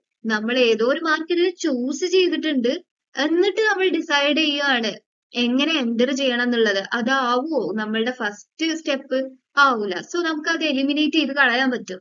Then A ആണ് നെക്സ്റ്റ് എന്ന് നമുക്ക് കൺഫ്യൂസ് ചെയ്യിപ്പിക്കുന്നത്. എ എന്ന് പറയുന്നത് എന്താണ്? Deciding when to enter. എപ്പോഴാണ് എൻറ്റർ ചെയ്യേണ്ടതെന്ന്. അതിന് മുന്നേ നമ്മൾ ആദ്യം പോണോ വേണ്ടേ എന്നുള്ളത് തീരുമാനിക്കണ്ടേ. സോ എന്തായാലും എയും വരില്ല. സോ തേർഡ് ഓപ്ഷൻ ആണ് ഇവിടെ കറക്റ്റ് ആയിട്ട് വരുന്നത്. തേർഡിൽ നമുക്ക് ഒരു കോൺഫ്ലിക്റ്റ് വരും, കാരണം സെക്കൻഡ് ഓപ്ഷനിൽ സി വരുന്നുണ്ട്. ദെൻ എ ആണ് ചോദിക്കുന്നത് അല്ലെ. സോ നമുക്ക് നോക്കാം എങ്ങനെയാണ് ആൻസറിലേക്ക് നമുക്ക് എത്തുന്നത് എന്നുള്ളത്. Basically, concept of the question എന്താ നോക്കുക. The question involves a sequence of steps a firm should follow when planning to enter international markets. നമ്മൾ പറഞ്ഞത് തന്നെ. It outlines a logical progression from deciding whether to go global to determining the mode of entry and executing the strategy. നമ്മൾ globally പോണോ വേണ്ടേ എന്നുള്ളത് ആദ്യം decide ചെയ്തതിന് ശേഷമാണ് നമ്മൾ ലാസ്റ്റില് ഏത് എൻട്രി മെത്തേഡ് യൂസ് ചെയ്തുകൊണ്ട് വേണം നമ്മൾ എൻറ്റർ ചെയ്യേണ്ടത് എന്നുള്ളതിലേക്ക് എത്തുന്നത്. സോ ഫസ്റ്റ് തന്നെ deciding whether to go global ആണ് ഓപ്ഷൻ വരിക. നമ്മൾ എക്സ്പാൻഡ് ചെയ്യുന്നതിന് മുന്നേ, ഇന്റർനാഷണലി ഗോ ചെയ്യുന്നതിന് മുന്നേ നമ്മൾ എന്ത് ചെയ്യണം? നമ്മളുടെ കപ്പാസിറ്റി നമ്മൾ തന്നെ ഇവാലുവേറ്റ് ചെയ്യണം അല്ലെ. നമുക്ക് റിസോഴ്സസ് ഉണ്ടോ, അതേപോലെ നമ്മൾ സ്ട്രാറ്റജിക്കലി ഫിറ്റ് ആണോ ഈ ഒരു പെർട്ടിക്കുലർ സ്ട്രാറ്റജി ചൂസ് ചെയ്യാൻ എന്നുള്ളത് നമ്മൾ ഡിസൈഡ് ചെയ്യണം. Then deciding which markets to enter. ഏത് മാർക്കറ്റിലോ ആണ് നമ്മൾ എൻറ്റർ ചെയ്യേണ്ടത് എന്നുള്ളതാണ് നെക്സ്റ്റ് ഡിസൈഡ് ചെയ്യേണ്ടത്. നമ്മൾ ഗ്ലോബലി പോകണമെന്ന് തീരുമാനിച്ചു കഴിഞ്ഞാൽ നെക്സ്റ്റ് ആയിട്ട് ഡിസൈഡ് ചെയ്യേണ്ടത് എന്താണ്? മാർക്കറ്റ് ഏതാണ് നമുക്ക് സ്യൂട്ടബിൾ ആവുക. അതിന്റെ ഫാക്ടേഴ്സ് ഏതൊക്കെയാണ് നമ്മൾ ഡിസൈഡ് ചെയ്യുന്ന സമയത്ത് കൺസിഡർ ചെയ്യേണ്ടത്? മാർക്കറ്റിന്റെ സൈസ്, അതേപോലെ നമ്മൾ അതിനകത്ത് പോയി കഴിഞ്ഞാൽ ഒരു ഗ്രോത്ത് പൊട്ടൻഷ്യൽ ഉണ്ടോ, കോമ്പറ്റീഷൻ അവിടെ അധികമാണോ, അവിടെ നമുക്ക് പിടിച്ചു നിൽക്കാൻ കഴിയോ, അതേപോലെ cultural fit. International boundary cross ചെയ്തുകൊണ്ടാണല്ലോ നമ്മൾ പോകുന്നത്. അപ്പോൾ ഒബ്വിയസ്ലി മനസ്സിലാക്കണം നമ്മൾക്ക് അവിടെ ഒരു കൾച്ചറൽ ഡിഫറൻസ് വരും, അവിടെ നമുക്ക് അഡാപ്റ്റ് ചെയ്യാൻ പറ്റുമോ, അതൊക്കെ നമ്മൾ ഡിസൈഡ് ചെയ്യേണ്ടതുണ്ട്. Then deciding when to enter. Right time choose ചെയ്യുക എന്നുള്ളത് വലിയൊരു ഫാക്ടറാണ് അല്ലെ. Entering too early or late can impact success. നമുക്ക് അറിയുന്ന ഒരു കാര്യമാണത്. So firms consider market readiness and their internal preparedness. Then deciding how to enter the chosen market. നമ്മൾ സെലക്ട് ചെയ്തിട്ടുള്ള മാർക്കറ്റിൽ എങ്ങനെ എൻറ്റർ ചെയ്യും എന്നുള്ളതാണ് അടുത്ത ഒരു ചോദ്യം. സോ അത് ഡിസൈഡ് ചെയ്യണം. This involves outlining the operational strategy and approach for entering the selected market. നമ്മൾ എങ്ങനെ ഈ ഒരു സ്ട്രാറ്റജി ഓപ്പറേറ്റ് ചെയ്യുക അല്ലെങ്കിൽ അതിനെ റിലേറ്റ് ചെയ്യുന്ന ഒരു ഓപ്പറേഷൻ സ്ട്രാറ്റജി നമ്മൾ കണ്ടെത്തേണ്ടതുണ്ട്. Then lastly mode of entry മനസ്സിലാക്കണം എന്നുള്ളതാണ്. സോ നമുക്ക് പല മോഡ് ഓഫ് എൻട്രീസ് ഉണ്ട്. എക്സ്പോർട്ട് ചെയ്യാം, ജോയിന്റ് വെഞ്ചേഴ്സ് ആയിട്ട് കൊളാബറേറ്റ് ചെയ്യാം, ഫ്രാഞ്ചൈസിങ്ങിലൂടെ നമുക്ക് എൻട്രി ചെയ്യാൻ പറ്റും, അതേപോലെ ഡയറക്റ്റ് ഇൻവെസ്റ്റ്മെന്റും ചെയ്യാൻ പറ്റും. So as per hour goals നമ്മൾ എന്ത് ചെയ്യണം, പെർട്ടിക്കുലർ ആയിട്ടുള്ള മോഡ് ഓഫ് എൻട്രി സെലക്ട് ചെയ്യണം എന്നുള്ളതാണ്. സോ കറക്റ്റ് സീക്വൻസ് ആയി വരുന്നത് option 3 C, B, A, E and D. 8th question ആയി വരുന്നത് അസേർഷൻ റീസൺ ടൈപ്പ് ആയിട്ടുള്ള ക്വസ്റ്റ്യൻ ആണ്. Given below are two statements. One is labeled as assertion A and the other is labeled as reason R. Assertion എന്ന് പറയുമ്പോൾ ഇവിടെ എന്താ വന്നിട്ടുള്ളത്? By removing barriers between national markets, trading blocks create competition due to bigger trading area എന്നുള്ളതാ. Then reason തന്നിട്ടുള്ളത് എന്താ? Increased competition can lead to the closure of local industry and harm domestic consumption. ഇനി ഇതിൽ both A and R are correct and R is the correct explanation of A ആണോ? അതോ both A and R are correct but R is not the correct explanation of A ആണോ? A is correct but R is not correct. A is not correct but R is correct എന്നുള്ള option ആണ് നമ്മൾ choose ചെയ്യേണ്ടത് എന്നുള്ളതാ ചോദ്യം. So basically assertion കൊണ്ട് മീൻ ചെയ്തത് എന്താ നോക്കാം. നമുക്കറിയാം രാജ്യങ്ങളിൽ പലപ്പോഴും ഡൊമസ്റ്റിക് മാർക്കറ്റിനെ പ്രൊട്ടക്ട് ചെയ്യാൻ വേണ്ടിയിട്ട് ബാരിയേഴ്സ് ക്രിയേറ്റ് ചെയ്യും. സോ ഇവിടെ എന്താ പറയുന്നത്? By removing such barriers between national markets, trading blocs create competition due to bigger trading area. So basically എന്താണ് ട്രേഡിംഗ് ബ്ലോക്സ് എന്ന് പറയുന്നത് നോക്കാം. ട്രേഡിംഗ് ബ്ലോക്സ് എന്ന് പറയുമ്പോൾ നമുക്കറിയാം കുറെ രാജ്യങ്ങൾ അല്ലെങ്കിൽ ഒരു ഗ്രൂപ്പ് ഓഫ് കൺട്രീസ് എന്ത് ചെയ്യും, അവരൊരു എഗ്രിമെന്റിൽ ഏർപ്പെടും. ആ എഗ്രിമെന്റിനകത്ത് പറയുന്നത് ഇതാണ്, നമ്മൾ തമ്മിലുള്ള ട്രേഡ് റിലേഷൻഷിപ്പിൽ ബാരിയേഴ്സ് ക്രിയേറ്റ് ചെയ്യരുത്, ഒരു എക്കണോമിക് കോപ്പറേഷനിലൂടെ നമുക്ക് നമ്മളുടെ ട്രേഡ് പ്രൊമോട്ട് ചെയ്യാം എന്നുള്ള ഒരു ഐഡിയോളജി അല്ലെങ്കിൽ ആ ഒരു എഗ്രിമെന്റിലായിരിക്കും ഈ ട്രേഡിംഗ് ബ്ലോക്സ് മുന്നോട്ട് പോവുക. സോ ഇവിടെ എന്ത് സംഭവിക്കുന്നത്? ഇങ്ങനെ ഒരു ട്രേഡിംഗ് ബ്ലോക്ക് ഉണ്ടായി കഴിഞ്ഞാൽ അവിടെ കോമ്പറ്റീഷൻ ക്രിയേറ്റ് ആവും. അതേപോലെ തന്നെ എന്താണ്, അവർക്കൊരു ബിഗർ ട്രേഡിംഗ് ഏരിയ ഉണ്ട് അല്ലെ? കാരണം ഒന്നിൽ കൂടുതൽ രാജ്യങ്ങൾ തമ്മിൽ ട്രേഡ് ചെയ്യാൻ പറയുമ്പോൾ ഒബ്വിയസ്ലി അവരുടെ ട്രേഡിംഗ് ഏരിയ ബിഗർ ആയി മാറും. സോ ഇവിടെ ഈ ഒരു അസേർഷൻ ശരിയാണല്ലോ, കാരണം by removing such barriers between national markets trading blocs create competition ആണ് due to bigger trading area. So assertion ഇവിടെ ശരിയാണ്. ഇനി റീസൺ ആണ്, increased competition can lead to the closure of local industry and harm domestic consumption എന്നാ പറയുന്നത്. അത് ശരിയാണോ അല്ലേ എന്നുള്ളത് നമുക്ക് നോക്കാം. ആൻസർ ആയി വരുന്നത് ഏതാന്ന് നോക്കാം. ആൻസർ ആയി വന്നിട്ടുള്ളത് option 3 A is correct but R is not correct. ഇനി നമുക്ക് നോക്കാം നെക്സ്റ്റ് സ്ലൈഡിൽ എന്തുകൊണ്ട് ആറ് റോങ് ആയി അല്ലെങ്കിൽ തെറ്റാണെന്ന് പറയുന്നത്. സോ ട്രേഡിംഗ് ബ്ലോക്ക് എന്ന് പറയുമ്പോൾ EU ഓർ നാഫ്റ്റ ഒക്കെ അതിനകത്ത് വരും. യൂറോപ്യൻ യൂണിയൻ, അതേപോലെ നമ്മൾ നേരത്തെ ഡിസ്കസ് ചെയ്ത നാഫ്റ്റ ഒക്കെ ഇതിന്റെ ഒരു ഭാഗമാണ്. ഓക്കെ, അവരുടെ എഗ്രിമെന്റിലെ പ്രകാരം ഇങ്ങനത്തെ രീതികളിലാണ് അവരെന്ത് ചെയ്യുന്നത്, ട്രേഡ് ചെയ്യുന്നത് അല്ലെങ്കിൽ ആ ഒരു ട്രേഡ് റിലേഷൻഷിപ്പ് കീപ്പ് ചെയ്യുന്നത്. ഇനി റീസൺ ആയി വന്നത് increased competition can lead to the closure of local industry and harm domestic consumption ആണ്. ഇതൊരു തെറ്റായിട്ടുള്ള സ്റ്റേറ്റ്മെന്റ്. കാരണം എന്താ, ഹാം ഡൊമസ്റ്റിക് കൺസംഷൻ എന്നുള്ള കൺസെപ്റ്റ് തെറ്റാണ്. അത് എന്തുകൊണ്ടെന്നുള്ളത് നമുക്ക് നോക്കാം. The statement is incorrect as a general rule. While increased competition might cause some local industries to shut down. അത് ശരിയാണ്.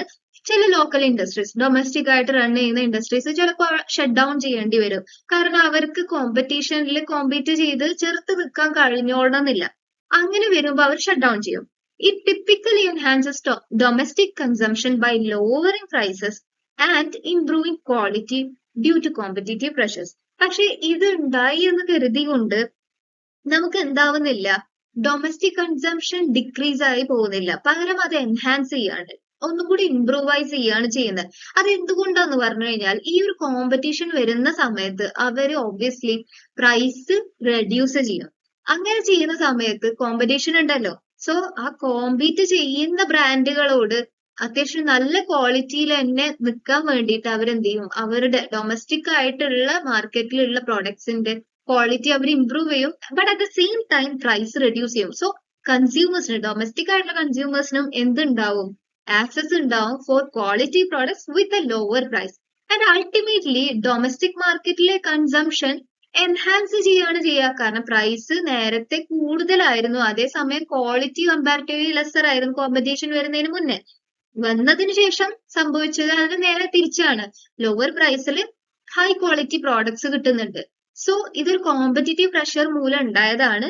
അൾട്ടിമേറ്റ്ലി ഡൊമസ്റ്റിക് കൺസംഷൻ ഇവിടെ എൻഹാൻസ് ചെയ്യാണ് ചെയ്യുന്നത്. സോ റീസൺ ആയി വന്ന സ്റ്റേറ്റ്മെന്റ് ഇവിടെ അൾട്ടിമേറ്റ്ലി തെറ്റായിട്ടാണ് നമുക്ക് മനസ്സിലാക്കാൻ പറ്റുന്നത്. അതുകൊണ്ടാണ് ആൻസർ ഓപ്ഷൻ 3 ആയി മാറിയത്. A is correct but R is not correct. ഇനി നമുക്ക് 2023 ഷിഫ്റ്റ് 2 ക്വസ്റ്റ്യൻസ് നോക്കാം. Which of the following economic narratives relates the trade between any two countries to the sign of their economics? So ഇവിടെ ചോദ്യം വരുന്നത് ഇതാണ്, രണ്ട് രാജ്യങ്ങൾ തമ്മിലുള്ള ട്രേഡ് റിലേഷൻഷിപ്പ് എങ്ങനെയാണ് അവരുടെ ആ രാജ്യങ്ങളുടെ എക്കണോമിക് ക്യാരക്ടറിസ്റ്റിക്സിനെ ഇൻഫ്ലുവൻസ് ചെയ്യുന്നതെന്നാണ് ചോദ്യം. ഓക്കെ, സോ ഓപ്ഷൻ ആയി തന്നിട്ടുള്ളത് പല മോഡൽസ് ആണ്. ഫിലിപ്സ് കർവ് ഉണ്ട്, ഫിഷർ എഫക്റ്റ് ഉണ്ട്, ഗ്രാവിറ്റി മോഡൽ ഉണ്ട്, കുസ്നെറ്റ്സ് കർവ് ഉണ്ട്. ഇതിനകത്ത് ഏതാണ് ഈ ഒരു റിലേഷൻഷിപ്പിനെ ഡിസ്കസ് ചെയ്യുന്നത് എന്നുള്ളതാണ് നമ്മൾ കണ്ടെത്തേണ്ടത്. ആൻസർ എന്താ നമുക്ക് നോക്കാം. സോ ആൻസർ ആയി വന്നിട്ടുള്ളത് ഗ്രാവിറ്റി മോഡലാണ്. ഗ്രാവിറ്റി മോഡലിൽ എന്താ ഡിസ്കസ് ചെയ്യുന്നത് എന്നുള്ളത് നമുക്ക് നെക്സ്റ്റ് സ്ലൈഡിൽ. So concept of the question എന്താ നോക്കുക. The question asks which economic narrative relates trade between two countries to the sign of their economies, which means how the economic characteristics of two countries influence their trade relationship എന്നാണ് ചോദ്യം. So ലാസ്റ്റിൽ പറഞ്ഞ കാര്യം ശ്രദ്ധിക്കുക. How the economic characteristics of two countries influence their trade relationship. രണ്ട് രാജ്യങ്ങളുടെ economic ക്യാരക്ടറിസ്റ്റിക്സിന്റെ ബേസിസിൽ എങ്ങനെയാണ് trade റിലേഷൻഷിപ്പിനെ അത് ഇൻഫ്ലുവൻസ് ചെയ്യുന്നത് എന്നുള്ളതാണ് ചോദ്യമായിട്ട് വരുന്നത്. ഓക്കെ, സോ ഇവിടെ എന്താണ് ട്രേഡ് റിലേഷൻഷിപ്പും രണ്ട് രാജ്യങ്ങളുടെ എക്കണോമിനെ വെച്ചിട്ടും നമുക്ക് എന്തോ ഒരു റിലേഷൻഷിപ്പ് ഉണ്ട്. ആ റിലേഷൻഷിപ്പ് എന്താണെന്നാണ് ഇവിടെ ചോദ്യം വന്നിട്ടുള്ളത്. അതേപോലെ എന്താണെന്നുള്ളതിലുപരി അത് ഡിസ്കസ് ചെയ്യുന്നത് ഏത് തിയറിയാണ് എന്നുള്ളതാണ് ചോദ്യം, അല്ലെങ്കിൽ ഏത് മോഡലാണ് എന്നാ ചോദ്യം വരുന്നത്. സോ നമുക്ക് ഫസ്റ്റ് ഓപ്ഷൻ നോക്കാം. ഫിലിപ്സ് കർവ് ആണ്. The Phillips curve represents the inverse relationship between inflation and unemployment in an economy ആണ്.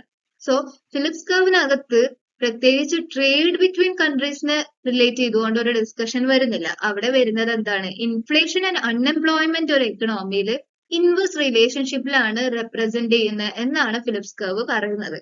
ഇനി ഫിഷർ എഫക്റ്റ് നോക്കാം. ഫിഷർ എഫക്റ്റ് ഡിസ്ക്രൈബ് ചെയ്യുന്നത് എന്താണ്, relationship between interest rates and inflation rates ആണ്.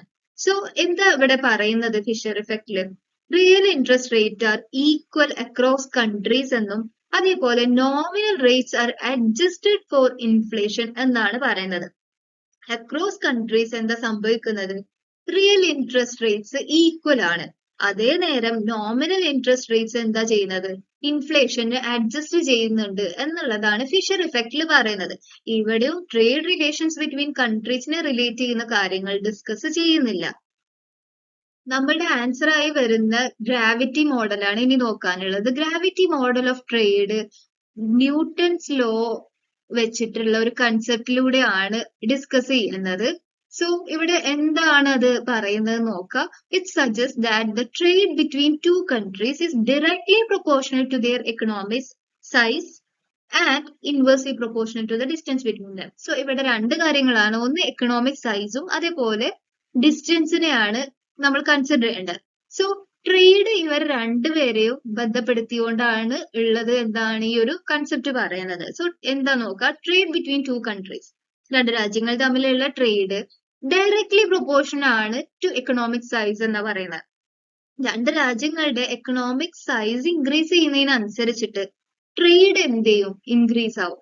അതേപോലെ തന്നെ നമ്മളുടെ രാജ്യങ്ങളുടെ ഈ പറയപ്പെടുന്ന രാജ്യങ്ങളുടെ എന്താണ് ട്രേഡ് ഇൻക്രീസ് ആവും എപ്പോ, distance കുറയുമ്പോ.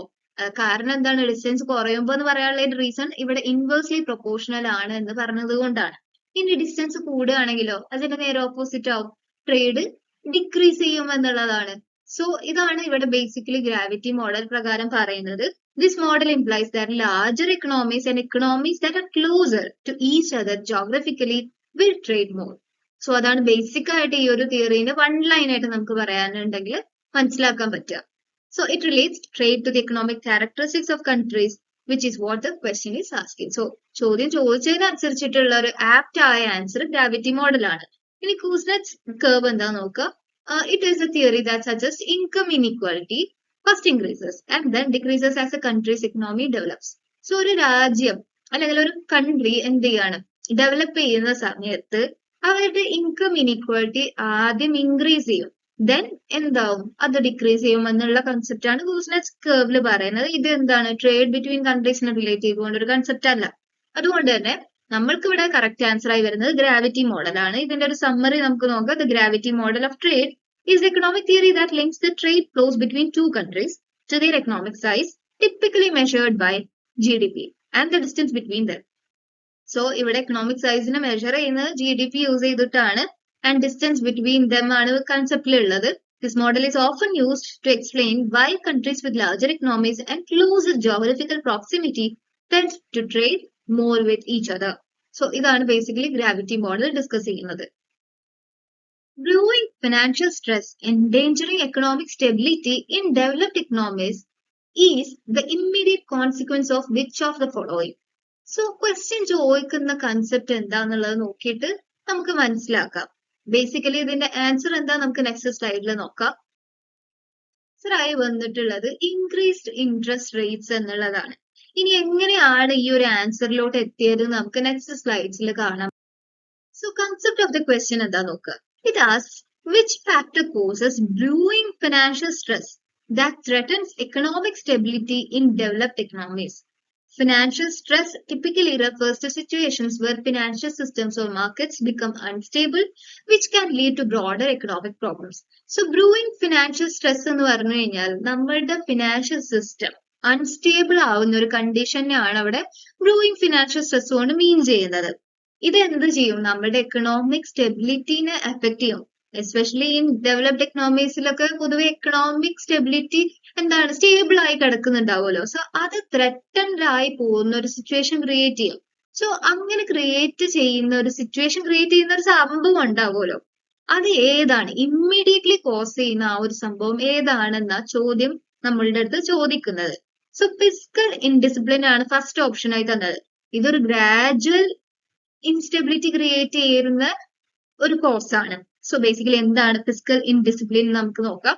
It is uncontrolled government spending and excessive debt accumulation can lead to long-term economic instability. അതായത് ഗവൺമെന്റിന്റെ എക്സ്പെൻഡിച്ചർ അതേപോലെ എക്സസീവ് ഡെറ്റ് അക്യുമുലേഷനെ റിലേറ്റ് ചെയ്യുന്നതാണ് ഫിസ്ക്കൽ ഇൻഡിസിപ്ലിൻ ഡിസ്കസ് ചെയ്യുന്നത്.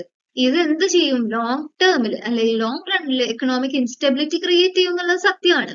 However, it is typically not an immediate cause ആണ്. നമ്മളുടെ ചോദ്യത്തിൽ specific ആയിട്ട് ചോദിക്കുന്നുണ്ട് ഇമ്മീഡിയറ്റ് കോസ് ഉണ്ടാക്കുന്നതാണോ. സോ ഇത് എന്തല്ല, ഇമ്മീഡിയറ്റ് കോസ് ഉണ്ടാക്കുന്നതല്ല. It has a gradual effect on economic stability. So this is not the most immediate cause. Then rising price level ആണ്, അതായത് ഇൻഫ്ലേഷൻ.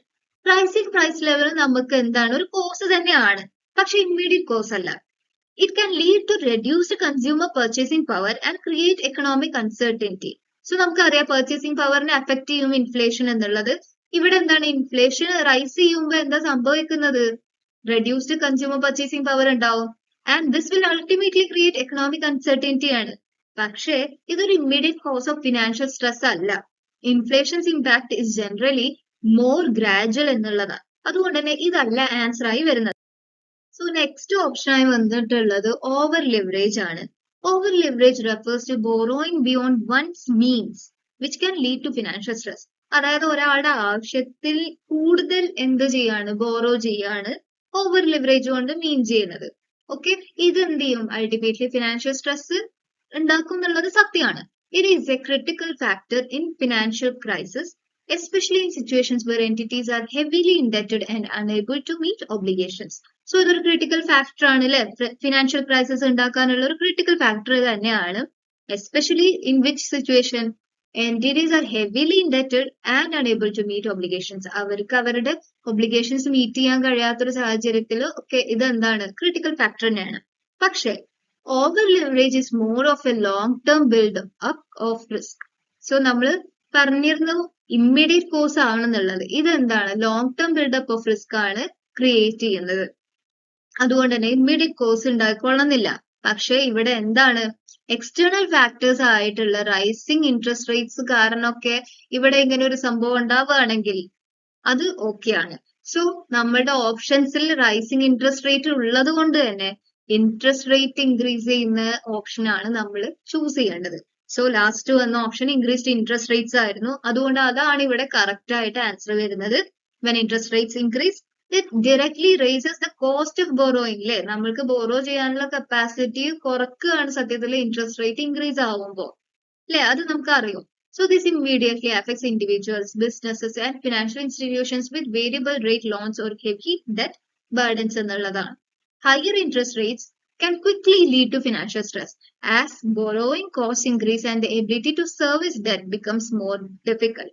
അപ്പോൾ ഇതാണ് ഇതിന്റെ യാഥാർത്ഥ്യം. ഇൻട്രസ്റ്റ് റേറ്റ് ഇൻക്രീസ് ആയി കഴിഞ്ഞാൽ ബോറോയിങ് കപ്പാസിറ്റി കുറയും. കാരണം ബോറോ ചെയ്യുന്നതിന്റെ മുകളിലും അത്ര ഹൈക്ക് വന്ന ഇൻട്രസ്റ്റ് റേറ്റ് ആയിരിക്കും നമ്മൾ കൊടുക്കേണ്ടി വരും. ഒബ്വിയസ്ലി നമ്മൾ ബോറോ ചെയ്യാൻ മടിക്കും. അപ്പൊ എന്ത് ചെയ്യും, നമുക്കിത് ഒരു ഫിനാൻഷ്യൽ സ്ട്രെസ് ക്രിയേറ്റ് ചെയ്യും എന്നുള്ളത് ഉറപ്പാണ്. So it's directly causing an impact അല്ലെ. അതുകൊണ്ട് തന്നെ ഇതെന്താണ്, direct and immediate cause of financial stress ആണ്, especially when economic conditions are already tight. So ഇതാണ് കറക്റ്റ് ആയിട്ട് വരുന്ന ആൻസർ. 11th question നോക്കാം. Published by the UNDP, the HDI is summary of human development. It measures the average achievements of a country in 3 basic dimensions of human development and include the following. So standard of living, income and occupation ആണോ, education, occupation and health ആണോ, health, education and standard of living ആണോ, poverty, health and standard of living ആണോ. So ഈ കോമ്പിനേഷനകത്ത് appropriate ആയിട്ടുള്ളത് നമ്മൾ choose ചെയ്യണം. Question ഇതാണ്, UNDP publish ചെയ്ത പ്രകാരം ഒരു HDIന്റെ സമ്മറി ഉണ്ട്, ഹ്യൂമൻ ഡെവലപ്മെന്റ് റിലേറ്റ് ചെയ്യുന്നത്. അതിനകത്ത് എന്താണ്, it measures average achievements of a country 3 basic dimensions ആണ്. Okay, relating to human development. അതിൽ 3 ബേസിക് ആയിട്ട് പറയപ്പെടുന്ന ഡയമെൻഷൻസ് ഏതൊക്കെയാണ് എന്നാണ് ചോദ്യം വന്നിട്ടുള്ളത്. നമുക്ക് ആൻസർ ആയിട്ട് വരുന്നത് ഏത് ഓപ്ഷനാ നോക്കാം. സോ ആൻസർ ആയി വന്നിട്ടുള്ളത് option 3, health, education and standard of living ആണ്. ഇതിന്റെ എക്സ്പ്ലനേഷൻ എന്താണെന്ന് കാണാം. Concept of the question. The question refers to the Human Development Index, which is published by United Nations Development Program (UNDP). HDI measures the average achievements of a country in key areas that contribute to human development. The HDI includes 3 basic conditions that are central to human well-being and quality of life. So HDI എന്താണ് include ചെയ്യുന്നത്, 3 basic dimensions ആണ്. ഈ dimensions focus ചെയ്യുന്നത് human wellbeing and quality of ലൈഫിനെയാണ്. So അതാണ് basically human development ഇൻഡെക്സിൽ include ചെയ്യാൻ UNDP ഉദ്ദേശിച്ചിട്ടുള്ളത്. ആൻഡ് അത് എങ്ങനെയാണ് അവര് മെഷർ ചെയ്യുന്നത്, ആ ഒരു ഡയമെൻഷനാണ് നമ്മൾ ഇവിടെ ഫൈൻഡ് ചെയ്യേണ്ടത്. 3 എണ്ണമാണ് ഉള്ളത്. നമ്മളുടെ option health, education and standard of living ആയിട്ടുള്ള 3rd ഓപ്ഷൻ ആണ് കറക്റ്റ് ആയിട്ട് വരുന്ന ആൻസർ. സോ ഫസ്റ്റില് സ്റ്റാൻഡേർഡ് ഓഫ് ലിവിംഗ് ഉണ്ട്, ഇൻകം ആൻഡ് ഒക്യുപ്പേഷൻ വന്നിട്ടുണ്ട്. സോ ഇവിടെ നമുക്കറിയാം ഇൻകം ആൻഡ് ഒക്യുപ്പേഷൻ അതിന്റെ ഭാഗമല്ല, which are related to economic factors but not the key components measured in HDI ആണ്. Focuses on broader aspects such as education, health and living standards. Then education വന്നു, occupation and health. ഇവിടെ occupation എന്താണ്, അതിന്റെ ഭാഗമല്ല, നമുക്ക് മനസ്സിലായി. 3rd option ആണ് health, education and standard of living. ഇതാണ് കറക്റ്റ് ആയിട്ട് വന്നിട്ടുള്ള ആൻസർ. ഹെൽത്ത് എന്ന് പറയുമ്പോൾ ലൈഫ് എക്സ്പെക്ടൻസി അറ്റ് ബർത്ത് എന്നുള്ള ഒരു ഡെഫിനിഷൻ ആണ് കൊടുത്തിട്ടുള്ളത്. ഇനി എഡ്യൂക്കേഷൻ ആണെങ്കിലോ mean years of schooling for adults and expected years of schooling for children. ഇതാണ് എഡ്യൂക്കേഷന്റെ ഒരു ബേസിസ് അവർ കൊടുത്തിട്ടുള്ളത്. സ്റ്റാൻഡേർഡ് ഓഫ് ലിവിംഗ് എന്ന് പറയുമ്പോൾ measured by gross national income per capita adjusted for purchasing power parity. So ഈ 3 dimensions use ചെയ്തുകൊണ്ടാണ് അവർ human development index measure ചെയ്യുന്നത്. Then last option വന്നിട്ടുള്ളത് poverty, health and standard of living ആണ്. While poverty can be a factor that affects human development, it is not directly measured in the HDI. ഇവിടെ ഒന്നും കൂടെ positive അച്ചീവ്മെന്റ്സിനെയാണ് അവർ focus ചെയ്യുന്നത് rather than just poverty എന്നുള്ളതാണ്. So നമുക്ക് ഇതിന്റെ summary നോക്കാം. The Human Development Index is a composite measure that evaluates countries based on 3 fundamental dimensions. ഒന്ന് health ആണ്, ലൈഫ് എക്സ്പെക്ടൻസി, എഡ്യൂക്കേഷൻ ആണ് പിന്നെ വരുന്നത്, average and expected years of schooling and then standard of living, income. These dimensions give a broader picture of human well-being beyond just economic factors എന്നുള്ളതാണ്. So അതാണ് basically HDI by UNDP discuss ചെയ്യുന്ന question. 12th question നോക്കുക. A.T. Kearney Foreign Policy Globalization Index 2007 is a comprehensive framework to measure globalization. നമ്മൾ കണ്ടിട്ടുണ്ടായിരുന്നു കുറച്ച് മുന്നേ വന്ന ക്വസ്റ്റ്യനിൽ. It is based in 12 variables grouped into which of the following 4 baskets എന്നുള്ളതാണ്. ഞാനൊരു ഷോർട്ട് ഫോമും കൂടെ പറഞ്ഞു തന്നിട്ടുണ്ടായിരുന്നു. അത് വെച്ചുകൊണ്ട് ഇത് നോക്കുകയാണെങ്കിൽ നമുക്ക് മനസ്സിലാക്കാൻ പറ്റും ഏതായിരിക്കും ആൻസർ ആയി വരുന്നത് എന്നുള്ളത്. സോ ഇവിടെ കാണാൻ പറ്റും option 2 personal integration, technological integration, economic integration and political integration ആയിരിക്കും ഇതിന്റെ ആൻസർ ആയി വരുന്നത്. നമുക്ക് നോക്കാം ആൻസർ ഏതാ എന്നുള്ളത്. സോ ആൻസർ ആയി വന്നിട്ടുള്ളതും option 2 personal integration, technological integration, economic integration and political integration ആണ്. കൺസെപ്റ്റ് ഓഫ് ദി ക്വസ്റ്റ്യൻ നോക്കാം. The question asked about A.T. Kearney Foreign Policy Globalization Index 2007, which is a comprehensive framework used to measure globalization. ഇത് നമുക്ക് അറിയുന്ന കാര്യമാണ്. The index uses 12 variables that are grouped into 4 categories or baskets to assess the extent of globalization. So first ഓപ്ഷൻസിലൂടെ നമുക്ക് പോയി നോക്കാം. Economic integration, political integration, knowledge integration and social integration. This option includes the integration of various aspects of globalization but does not match the exact categories used in the A.T. Kearney index എന്നുള്ളതാണ്. So ഇതൊരു തെറ്റായിട്ടുള്ള option ആണ്. So നമുക്ക് അടുത്ത option നോക്കാം. Personal integration, technological integration, economic, political integration. ഇത് correct ആയിട്ട് വരുന്ന ഓപ്ഷൻ ആണ്. A.T. Kearney globalisation index uses this 4 categories ആണ്. നമ്മൾ നേരത്തെ മാച്ച് ദ ഫോളോയിങ്ങിൽ കണ്ടതുപോലുള്ള വേരിയബിൾസ് ഇതിനകത്ത് വരുന്നുണ്ട്.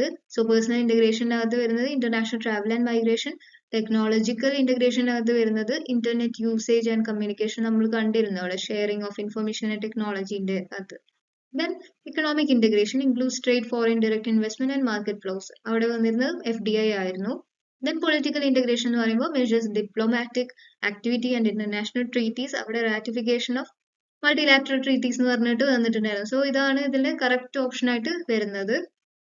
Then social integration, political integration, personal integration and technological integration. So ഈ ഓപ്ഷൻ എന്താണ്? കറക്റ്റ് ടേംസ് ഉണ്ട് ഇതിനകത്ത്, പക്ഷേ it does not align perfectly with exact baskets used in A.T. Kearney index ആണ്. Then knowledge integration, economic integration, political integration and technological integration എന്ന combination ആണ്. ഇതിനകത്ത് knowledge integration വന്നു and it is not one of the 4 baskets used in A.T. Kearney index ആണ്. So ഇതൊരു തെറ്റായിട്ടുള്ള option ആണ്. So നമ്മുടെ കറക്റ്റ് ഓപ്ഷൻ 2 ആയിട്ട് വരും. In order to protect domestic industries, trade restrictions are often been allowed and justified to counteract which of the following dumping practices? Persistent dumping ഉണ്ട്, predatory dumping ഉണ്ട്, sporadic dumping ഉണ്ട്, അതേപോലെ reverse dumping ഉണ്ട്. So question ചോദിച്ചത് എന്താന്നുള്ളത് ആദ്യം മനസ്സിലാക്കുക. നമ്മളുടെ അതായത് ഡൊമസ്റ്റിക് ഇൻഡസ്ട്രീനെ പ്രൊട്ടക്ട് ചെയ്യാൻ വേണ്ടിയിട്ട് ചില സമയങ്ങളിൽ ട്രേഡ് റെസ്ട്രിക്ഷൻസ് എന്താണ് അലൗബിൾ ആക്കും, അല്ലെങ്കിൽ ജസ്റ്റിഫൈഡ് ആയിട്ട് കാണപ്പെടും. അങ്ങനെ ഒരു സിറ്റുവേഷൻ ഉണ്ടാവുന്നത് പലപ്പോഴും ഡംപിങ് പ്രാക്ടീസസിൽ അതിന് അഗെയിൻസ്റ്റ് ആയിട്ട് ആക്ട് ചെയ്യാൻ വേണ്ടിയിട്ടാണെന്നാ പറയുന്നത്. സോ ഇതിൽ ഏതാണ് അങ്ങനെ പെർട്ടിക്കുലർലി പറയപ്പെടുന്ന ഡംപിങ് പ്രാക്ടീസ് എന്നാണ് ചോദ്യം ചോദിച്ചിട്ടുള്ളത്. സോ നമുക്ക് നോക്കാം ഏതാണ് ആ ഒരു പെർട്ടിക്കുലർ ഡംപിങ് പ്രാക്ടീസ് എന്നുള്ളത്. സോ ആൻസർ ആയി വന്നിട്ടുള്ളത് ഓപ്ഷൻ 2 പ്രിഡേറ്ററി ഡംപിങ് ആണ്. ഇനി എന്താണ് ഇതിനെ റിലേറ്റ് ചെയ്തിട്ടുള്ള കൺസെപ്റ്റ്സ് കാര്യങ്ങൾ നമുക്ക് നെക്സ്റ്റ് സ്ലൈഡ്സിൽ നോക്കാം. So concept of the question നോക്കുക. The question asks about trade restrictions that are often used to protect domestic industries from dumping practices. So നമ്മൾ ക്വസ്റ്റ്യന്റെ ഇന്റർപ്രറ്റ് ചെയ്ത പോലെ തന്നെയാണ് ക്വസ്റ്റ്യൻ ചോദിക്കുന്നത്. ഇതാണ് ട്രേഡ് റെസ്ട്രിക്ഷൻസ് എന്ത് ചെയ്യും, പ്രൊട്ടക്ട് ചെയ്യും ഡൊമസ്റ്റിക് ഇൻഡസ്ട്രീസിനെ ഡംപിങ് പ്രാക്ടീസസിൽ നിന്ന്. അത് ജസ്റ്റിഫൈ ചെയ്യുന്ന രീതിയിലുള്ള ഒരു ട്രേഡ് റെസ്ട്രിക്ഷൻ ആയി കൊണ്ടുവരുന്നുണ്ട് പലപ്പോഴും ഡംപിങ് പ്രാക്ടീസസിന്റെ കേസസിൽ. സോ ഏതാണ് ആ പ്രാക്ടീസ് എന്നുള്ളതാണ് ചോദ്യം വന്നിട്ടുണ്ടായിരുന്നത്. ബേസിക്കലി എന്താണ് ഡംപിങ് പ്രാക്ടീസ് എന്നത് നമുക്ക് നോക്കാം.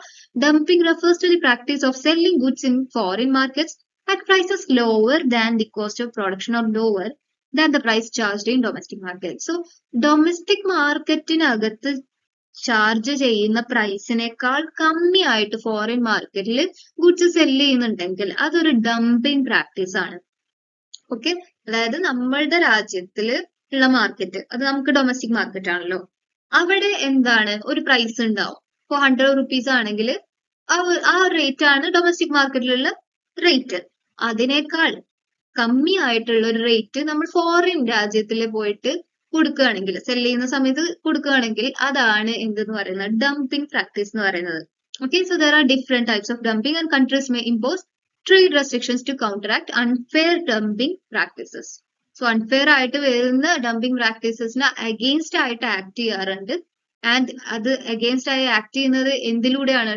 ട്രേഡ് റെസ്ട്രിക്ഷൻസ് ഇമ്പോസ് ചെയ്തുകൊണ്ടാണ്. സോ നമുക്ക് നോക്കാം, പെർസിസ്റ്റന്റ് ഡംപിംഗ് എന്ന് പറഞ്ഞാൽ എന്താ നോക്കാം. പെർസിസ്റ്റന്റ് ഡംപിംഗില് പെർസിസ്റ്റന്റ് എന്നുള്ളതുകൊണ്ട് മീൻ ചെയ്യുന്നത് എന്താണ് നമുക്കറിയാലോ, കണ്ടിന്യൂസ് ആയിട്ടുള്ള ഒരു സംഭവമായിരിക്കും. സോ ഇവിടെ കണ്ടിന്യൂസ് ഒരു long term practice of selling goods at unfairly low prices in foreign markets. Foreign മാർക്കറ്റിൽ കൺസിസ്റ്റന്റ് ആയിട്ട് അൺഫെയർ ലോ പ്രൈസസിലായിരിക്കും അവർ സെല് ചെയ്യുന്നുണ്ടാവുക ഗുഡ്സ്.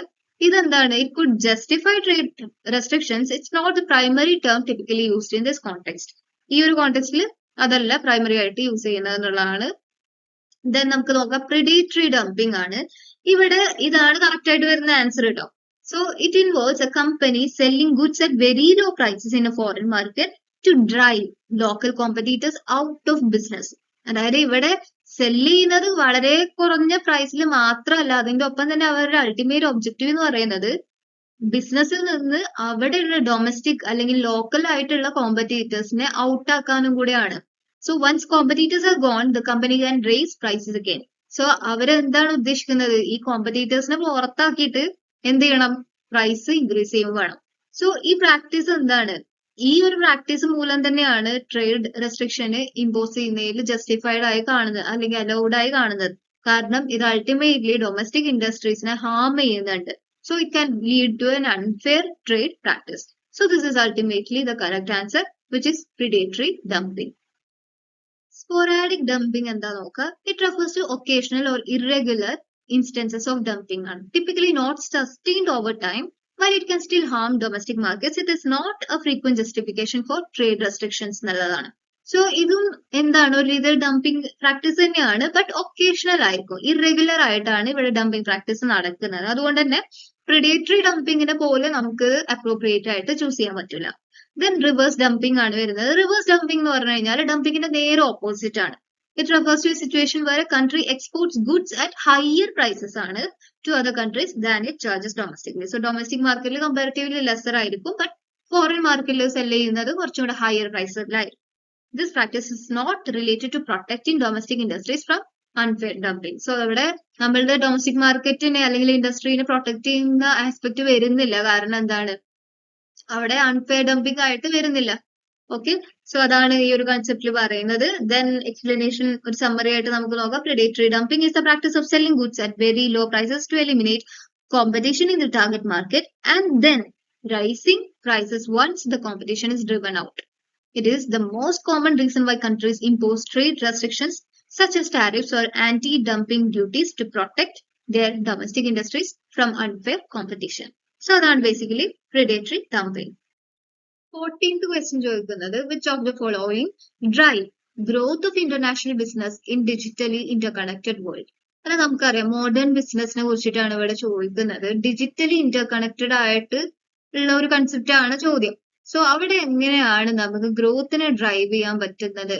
താഴെ കൊടുത്തിട്ടുള്ള ഓപ്ഷൻസിൽ നിന്ന് നമ്മൾ അപ്രോപ്രിയേറ്റ് ആയിട്ടുള്ള 3 ഓപ്ഷൻസ് എടുക്കണം എന്നാണ് ചോദ്യം വന്നിട്ടുള്ളത്. നമുക്ക് നോക്കാം ഏതാണ് ആൻസർ ആയി വരുന്നത്. സോ ആൻസർ ആയി വന്നിട്ടുള്ളത് 4th option A, C and E ആണ്. Strong consumption in global south, formation of trade promoting regional groups, demographic dividend and low cost manufacturing. So explanations എന്താന്ന് നോക്കാം. കൺസെപ്റ്റ് ഓഫ് ദി ക്വസ്റ്റ്യനിൽ പോയിട്ട് നമുക്ക് എക്സ്പ്ലനേഷൻസ് നോക്കാം. Concept of the question asks about the factors that drive the growth of international business in a digitally interconnected world. നമ്മൾ discuss ചെയ്ത് തന്നെ. This context highlights the global nature of modern business, which is increasingly influenced by technology and digital platforms that connect people, markets, and economies across borders. So നമുക്കറിയാം അല്ലെ, international business currently എങ്ങനെ നടക്കുന്നതിന്റെ ഒക്കെ ഒരു കാര്യങ്ങൾ നമുക്ക് നല്ല ബോധമുള്ള ഒരു ജനറേഷൻ ആണ് ഇപ്പോൾ ഉള്ളത്. സോ അത് എങ്ങനെയൊക്കെയാണ് ഇൻക്രീസ്ഡ് ആവുന്നത് by the influence of technology and digital platforms currently എന്നുള്ളതിന്റെ ബേസിസ് ഒക്കെ അറിയാം. സോ അതിനെ റിലേറ്റ് ചെയ്തുകൊണ്ട് അത് എങ്ങനെ ഡ്രൈവ് ചെയ്യാൻ പറ്റും, അവിടെ എങ്ങനെ ഗ്രോത്തിനെ ഡ്രൈവ് ചെയ്യാൻ പറ്റും എന്നുള്ള കാര്യങ്ങളാണ് ചോദ്യം ആയിട്ട് വന്നിട്ടുള്ളത്. So option A, strong consumption in global south ഒരു റീസൺ ആണ് അല്ലെങ്കിൽ ഒരു ഗ്രോത്ത് ഫാക്ടർ ആണ് ഡ്രൈവ് ചെയ്യുന്നുണ്ട് എന്നുള്ളതാണ് മീൻ ചെയ്യുന്നത്. സോ ദ ഗ്ലോബൽ സൗത്ത് എന്നുള്ളതുകൊണ്ട് മീൻ ചെയ്യുന്നത് അല്ലെങ്കിൽ ഇൻക്ലൂഡ് ചെയ്യുന്നത് regions like Latin America, Africa and parts of Asia ആണ്. Because it has seen a rise in consumption due to growing middle class populations and increasing purchasing power. So ഈ റീജിയൻസിൽ നമുക്ക് കാണാൻ പറ്റിയിട്ടുണ്ട് റീസെന്റ് കൺസംഷൻ ഇൻക്രീസ് ആയിട്ട് ഉണ്ട്. Because growing middle class populations ഉണ്ടായിട്ടുണ്ട്, അവരുടെ പർച്ചേസിംഗ് പവർ ഇൻക്രീസ് ആയിട്ടുണ്ട്. So it would ultimately increase international business അല്ലെങ്കിൽ boost ചെയ്യും international business as companies expand into these emerging markets to meet demand. So demand meet ചെയ്യാൻ വേണ്ടിയിട്ട് companies അവിടെ opportunity കാണും, അവിടെ എന്ത് ചെയ്യും, ഇന്റർനാഷണൽ ബിസിനസ് ഫ്ലറിഷ് ആവും. So it's one of the factor അല്ലെ. So a factor driving international business growth ആണ്, അതുകൊണ്ട് തന്നെ അത് ഇൻക്ലൂഡ് ആവും. Then dynamic exchange interest and inflation rates not a primary driver ആണ് ഇവിടെ പറഞ്ഞിട്ടുള്ളത്. കാരണം ഈ ചേഞ്ചസ് എന്താണ്, എക്സ്ചേഞ്ച് റേറ്റ്സിലും ഇൻട്രസ്റ്റ് റേറ്റ്സിലും ഇൻഫ്ലേഷൻ റേറ്റ്സിലൊക്കെ ചേഞ്ച് വരുന്നുണ്ടെങ്കിലും അത് ഇന്റർനാഷണൽ ട്രേഡിനെ ബാധിക്കുന്നുണ്ട്. പക്ഷേ they are more short term financial factors ആണ് that influence the cost of doing business rather than being key long term growth drivers. So നമ്മൾ പലപ്പോഴും ക്വസ്റ്റ്യൻസ് വായിക്കുന്ന സമയത്ത് അല്ലെങ്കിൽ ഈ ഒരു എൻ ടി എയുടെ ഈ ഒരു ക്വസ്റ്റ്യൻ ഫ്രെയിം ചെയ്യുന്ന സമയത്ത് പലപ്പോഴും ശ്രദ്ധിച്ചിട്ടുള്ള കാര്യം എന്ന് പറയുന്നത്, ചില ആൻസേഴ്സ് കാണുമ്പോൾ നമുക്ക് അത് കണക്ട് ചെയ്യാൻ പറ്റും, ഓക്കെ ഇതാണ് ഇമ്മീഡിയറ്റ്ലി ആൻസർ എന്ന് പറയും. പക്ഷെ അത് ബ്രോഡർ പെർസ്പെക്റ്റീവിൽ അല്ലെങ്കിൽ എന്താണ് നാരോ ഡൗൺ ചെയ്തിട്ടുള്ള ഒരു ആൻസർ ആണെങ്കിൽ അത് ഓപ്ഷനായി വരില്ല. പകരം വൈഡർ ആയിട്ടൊരു വാസ്റ്റ് പെർസ്പെക്റ്റീവ് നോക്കുമ്പോൾ അത് ശരിയാണെങ്കിൽ അതായിരിക്കും അവിടുത്തെ ആപ്റ്റ് ആൻസർ. പലപ്പോഴും ഒരു കോൺഫ്ലിക്റ്റ് വരാറുണ്ട്, അതുകൊണ്ടാണ് ഞാൻ ഇതിപ്പോ ഒന്ന് സൂചിപ്പിച്ചത്. സോ ഇതിവിടെ നമുക്ക് പൂർണ്ണമായിട്ട് തെറ്റെന്ന് പറയാൻ പറ്റില്ല, പക്ഷെ ഷോർട്ട് ടേമിൽ ഇത് എന്താണ് ഒരു ഫാക്ടർ തന്നെയാണ്. ബട്ട് ലോങ് ടേം പെർസ്പെക്റ്റീവിൽ ഇതല്ല. So that's the case. അതുകൊണ്ട് നമ്മൾ ഈ ഒരു ഓപ്ഷൻ ഇഗ്നോർ ചെയ്യും. C, formation of trade promoting regional groups. Okay, ഇത് നമുക്ക് റിലേറ്റ് ചെയ്യാൻ പറ്റും, കാരണം അറിയാം the formation of regional trade agreements and groups like EU, Asian, ASEAN എന്ന് പറയും പലരും, ഇങ്ങനെയും ഏഷ്യൻ എന്ന് ഞാൻ ജസ്റ്റ് ഓർമ്മിക്കാൻ വേണ്ടിയിട്ട് പറഞ്ഞതേ ഉള്ളൂ. മെർക്കോസർ എക്സെട്ര ഒക്കെ എന്താണ് നമുക്കറിയാം ട്രേഡ് യൂണിയൻസ് ആണ്, അല്ലെങ്കിൽ ട്രേഡ് യൂണിയൻസിൽ ഉപരി റീജിയണൽ ട്രേഡ് എഗ്രിമെന്റ്സ് ആണ് എന്നുള്ളത് നമുക്കറിയാം. നമ്മൾ നേരത്തെ കണ്ട ക്വസ്റ്റ്യൻസിലൊക്കെ കണ്ടിരുന്നതായിരിക്കും.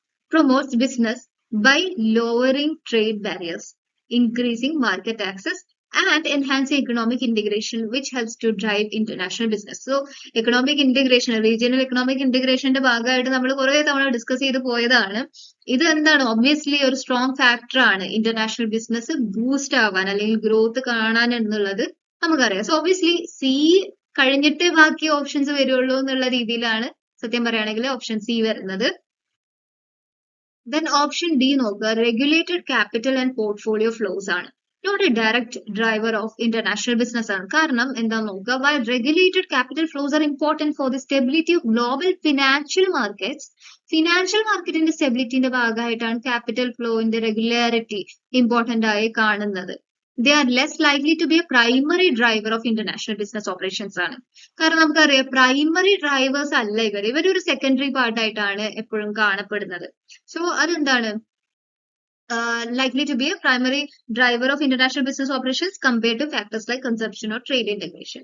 സോ അതിന് കമ്പയർ ചെയ്യുന്ന സമയത്ത് ഇതൊരു പ്രൈമറി അല്ല എന്നുള്ളത് നമ്മൾ മനസ്സിലാക്കണം. So it's not the most relevant factor.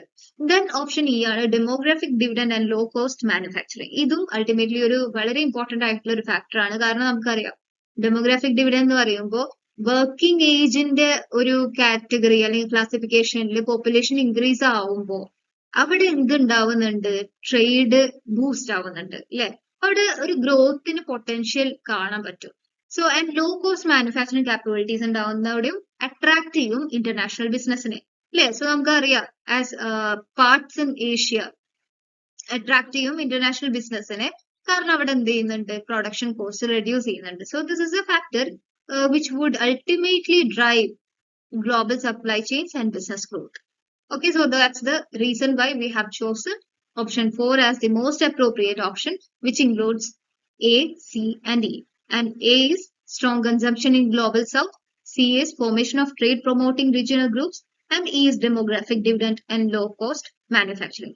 ഇതൊക്കെ ഇങ്ങനെ കാണുമ്പോൾ എന്തോ ഒരു സാധനമാണെന്ന് തോന്നും, പക്ഷെ വായിക്കുന്ന സമയത്ത് അത് മനസ്സിലാക്കി എടുക്കാനുള്ള കുറച്ച് ടൈം കൊടുക്കുക, അപ്പൊ നമുക്ക് ഇത് ഇന്റർപ്രറ്റ് ചെയ്യാൻ കഴിയും and relate it to the current scenarios. 15th question എന്താ നോക്കുക. The problem of persistent current account deficit can be avoided by pursuing which of the following policies? താഴെ കൊടുത്തിട്ടുള്ള ഓപ്ഷൻസ് മുഴുവൻ എന്തിനെ റിലേറ്റ് ചെയ്യുന്നതാണ്? പോളിസീസിനെ റിലേറ്റ് ചെയ്യുന്നത്. എന്ത് പോളിസീസ് ആണ്? നമ്മളുടെ കറന്റ് അക്കൗണ്ട് ഡെഫിസിറ്റിനെ കോമ്പൻസേറ്റ് ചെയ്യാൻ അല്ലെങ്കിൽ അതിനെ റിമൂവ് ചെയ്യാൻ വേണ്ടിയിട്ട് യൂസ് ചെയ്യുന്ന പോളിസീസ് ആണ് താഴെ കൊടുത്തിട്ടുള്ളത്. സോ എന്താണ് കറന്റ് അക്കൗണ്ട് ഡെഫിസിറ്റ്? നമ്മൾ ഇത് പാർട്ട്ണർഷിപ്പ് അക്കൗണ്ടിനകത്ത് വന്നിട്ടുള്ള ക്വസ്റ്റ്യൻ ആണോ എന്ന് തെറ്റിദ്ധരിക്കരുത്. കാരണം എന്താന്ന് പറഞ്ഞു കഴിഞ്ഞാൽ നമുക്കറിയാം ബാലൻസ് ഓഫ് പേയ്മെന്റ് എന്ന് പറഞ്ഞിട്ടൊരു കൺസെപ്റ്റ് ഉണ്ടല്ലോ. അതിനകത്ത് components of balance of payment ഉണ്ട്.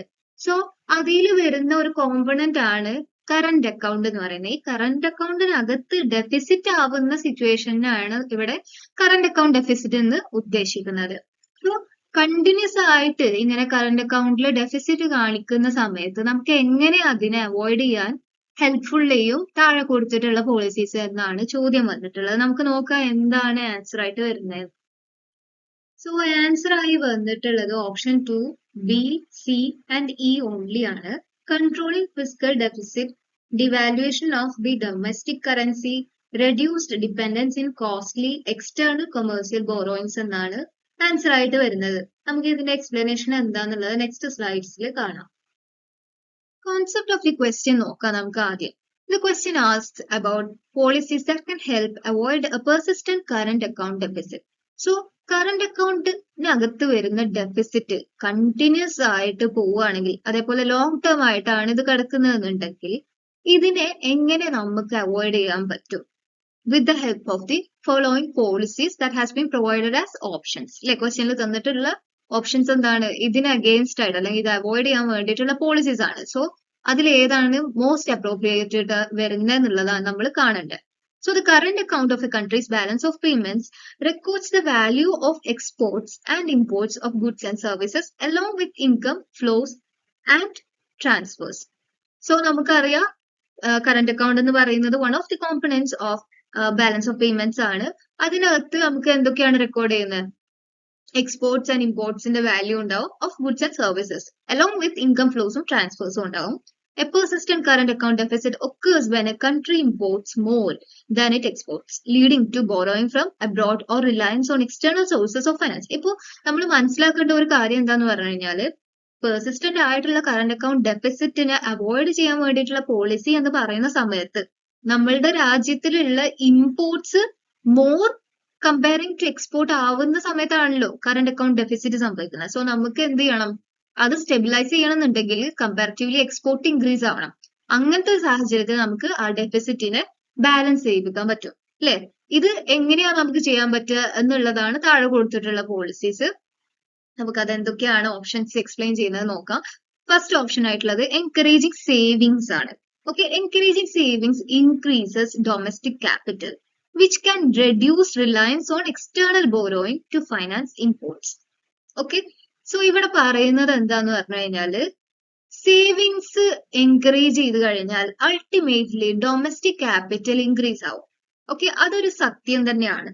Which can reduce reliance on external borrowing to finance imports. ഇവിടെ സംഭവിക്കുന്നത് എന്താണ്? നമ്മളുടെ ഇമ്പോർട്ടിനെ ഫൈനാൻസ് ചെയ്യാൻ വേണ്ടിയിട്ട് നമുക്ക് എന്ത് ചെയ്യണ്ട?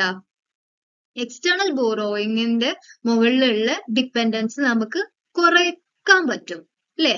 ഇവിടെ കുറയ്ക്കാൻ പറ്റും എന്നുള്ളതാണ് പറയുന്നത്.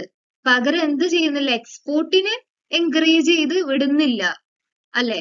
So a higher domestic savings rate means less need to borrow from abroad which can help avoid a current account deficit. Current account ഡെഫിസിറ്റിനെ അൾട്ടിമേറ്റ്ലി ഇത് അവോയ്ഡ് ചെയ്യാൻ ഹെൽപ്പ് ചെയ്യുമെന്നാണ് പറയുന്നത്. പക്ഷെ ഇവിടെ എന്ത് ചെയ്യുന്നില്ല? എക്സ്പോർട്ട് ഇൻക്രീസ് ചെയ്തുകൊണ്ട് അത് സ്റ്റെബിലൈസ് ചെയ്യുന്നില്ല. അതുകൊണ്ടാണ് ഈ ഒരു ഓപ്ഷൻ എടുക്കാത്തത്. പക്ഷെ ഈ സ്റ്റേറ്റ്മെന്റ് എന്താണ്? വൺ വേ ഇത് ശരിയായിട്ട് കിടക്കുന്നുണ്ട്. Okay, then controlling fiscal deficit. A fiscal deficit occurs when government spending exceeds its revenue. Okay, അപ്പൊ ഇവിടെ എന്താണ് മീൻ ചെയ്യുന്നത്? ഗവൺമെന്റിന്റെ സ്പെൻഡിങ്ങിനെ റിലേറ്റ് ചെയ്തിട്ടുള്ളതാണല്ലോ ഫിസ്ക്കൽ ഡെഫിസിറ്റ് എന്ന് പറയുന്നത്. സോ സ്പെൻഡിങ് എക്സീഡ് ആവുകയാണ് റവന്യൂവിനെ കമ്പയർ ചെയ്യുന്ന സമയത്ത്. അതാണ് ഫിസ്ക്കൽ ഡെഫിസിറ്റ് എന്ന് പറയുന്നത്. ഇപ്പൊ government is running a high fiscal deficit, it may have to borrow from foreign sources increasing the current account deficit. നമുക്കറിയാം ഗവൺമെന്റിന്റെ ഇത്തരം രീതിയിലുള്ള സ്പെൻഡിങ് കൂടിക്കഴിഞ്ഞാൽ നമുക്ക് അൾട്ടിമേറ്റ്ലി ഹൈ ഫിസിക്കൽ ഡെഫിസിറ്റ് ആവും and it will lead us to borrow from foreign sources. ഇതെന്ത് ചെയ്യും? Automatically current അക്കൗണ്ടിലെ ഡെഫിസിറ്റ് ഇൻക്രീസ് ചെയ്യും. സോ ഇത് റെഡ്യൂസ് ചെയ്യുമ്പോൾ അല്ലെങ്കിൽ കൺട്രോൾ ചെയ്യുന്ന സമയത്ത് നമുക്ക് അൾട്ടിമേറ്റ്ലി കറന്റ് അക്കൗണ്ടിനെ ബാലൻസ് ചെയ്ത് കൊണ്ടുവരാൻ പറ്റും എന്നുള്ളതാണ്. സോ ഇതൊരു കറക്റ്റ് ആയിട്ടുള്ള ആൻസർ ആണ്. ഇനി devaluation of the domestic currency നോക്കാം. ഇതും ഒരു ശരിയായിട്ടുള്ള ഓപ്ഷൻ ആണ്. കാരണം എന്താണെന്ന് നമുക്ക് നോക്കാം. എക്സ്പ്ലനേഷനിൽ പറയുന്നത് A devaluation lowering the value of the currency makes exports cheaper and imports more expensive, potentially improving the trade balance and reducing the current account deficit. So basically എന്താണ് ഈ ഡിവാലുവേഷൻ കൊണ്ട് ഉദ്ദേശിക്കുന്നത് നമുക്ക് മനസ്സിലാക്കാം. With an example, $1 is equal to 60 rupees എന്ന് കരുതുക. ഇപ്പൊ currently അങ്ങനെയാണെന്ന് കരുതുക. ഇനി കുറച്ച് കഴിയുമ്പോൾ $1 is equal to 75 rupees ആവുകയാണെങ്കിൽ ഇവിടെ ഉണ്ടാവുന്ന ഈ ഒരു ഹൈക്ക് ഉണ്ടല്ലോ ഇന്ത്യൻ റുപ്പീസിന്, അത് സത്യം പറയുകയാണെങ്കിൽ ഡിവാലുവേഷന്റെ ഇതാണ് കാണിക്കുന്നത്. ഇത് എന്തുകൊണ്ടാന്ന് ഞാൻ പറഞ്ഞുതരാം. ആദ്യഘട്ടങ്ങളില് $1 കോസ്റ്റ് ചെയ്യുന്നത് വെറും ₹60 ആയിരുന്നു. ഓക്കെ, ബട്ട് കറന്റ്ലി ഇപ്പൊ എന്താ ചെയ്യുന്നത്? $1 is equal to 75. അതായത് നമ്മളിപ്പോ 75 രൂപ കൊടുത്തിട്ട് വേണം $1 കിട്ടാൻ. ഇനി ഇത് വേറൊരു പെർസ്പെക്റ്റീവിൽ പറയാം. $1 കൊണ്ട് ഇപ്പോ നമുക്ക് 75 രൂപയുടെ സാധനങ്ങൾ പർച്ചേസ് ചെയ്യാൻ പറ്റും. സോ $1 എന്താണ് അവിടെ വാല്യൂ കുറച്ചും കൂടെ ഹൈ ആയി കിടക്കാണ്. അതേ നേരം ഇന്ത്യൻ റുപ്പി കുറഞ്ഞു കിടക്കാണ് അല്ലെ. കാരണം ഇപ്പൊ $1 കപ്പാസിറ്റി എന്ന് പറയുന്നത് 75 രൂപയുടെ സാധനങ്ങൾ പർച്ചേസ് ചെയ്യാനുള്ള എബിലിറ്റി ആണ്. നേരത്തെ $1 കൊണ്ട് വെറും നമുക്ക് 60 രൂപയുടെ സാധനം കിട്ടുള്ളായിരുന്നു. So this is what happening in devaluation of domestic currency. ഇങ്ങനെ ഡിവാലുവേഷൻ സംഭവിച്ചു കഴിഞ്ഞാൽ നമുക്ക് എന്താ ഉണ്ടാവുന്നത്? എക്സ്പോർട്ട് ഒന്നും കൂടെ സുലഭമായിട്ട് നടക്കും അല്ലെ. കാരണം എന്താണ്? ചീപ്പർ ആവും. എക്സ്പോർട്ട് ചീപ്പർ ആയി മാറുകയാണല്ലോ. അതേ നേരം നമുക്ക് ഇമ്പോർട്ട് മോർ എക്സ്പെൻസീവ് ആവുകയാണ്. കാരണം ആദ്യഘട്ടങ്ങളിൽ 60 രൂപ കൊണ്ട് നമുക്ക് $1 സാധനങ്ങൾ വാങ്ങാമായിരുന്നു. ഓക്കെ, ഇപ്പോ 75 രൂപ കൊടുത്തിട്ട് വേണം നമ്മൾ $1 സാധനങ്ങൾ അവിടുന്ന് ഇമ്പോർട്ട് ചെയ്യാൻ. So that makes our imports more expensive, potentially improving the trade balance and reducing the current account deficit. So നമ്മളുടെ ലക്ഷ്യം എന്താണ്? കറന്റ് അക്കൗണ്ട് ഡെഫിസിറ്റ് സ്റ്റെബിലൈസ് ചെയ്യണമെന്നുണ്ടെങ്കിൽ എക്സ്പോർട്ട് ഇൻക്രീസ് ആവണം.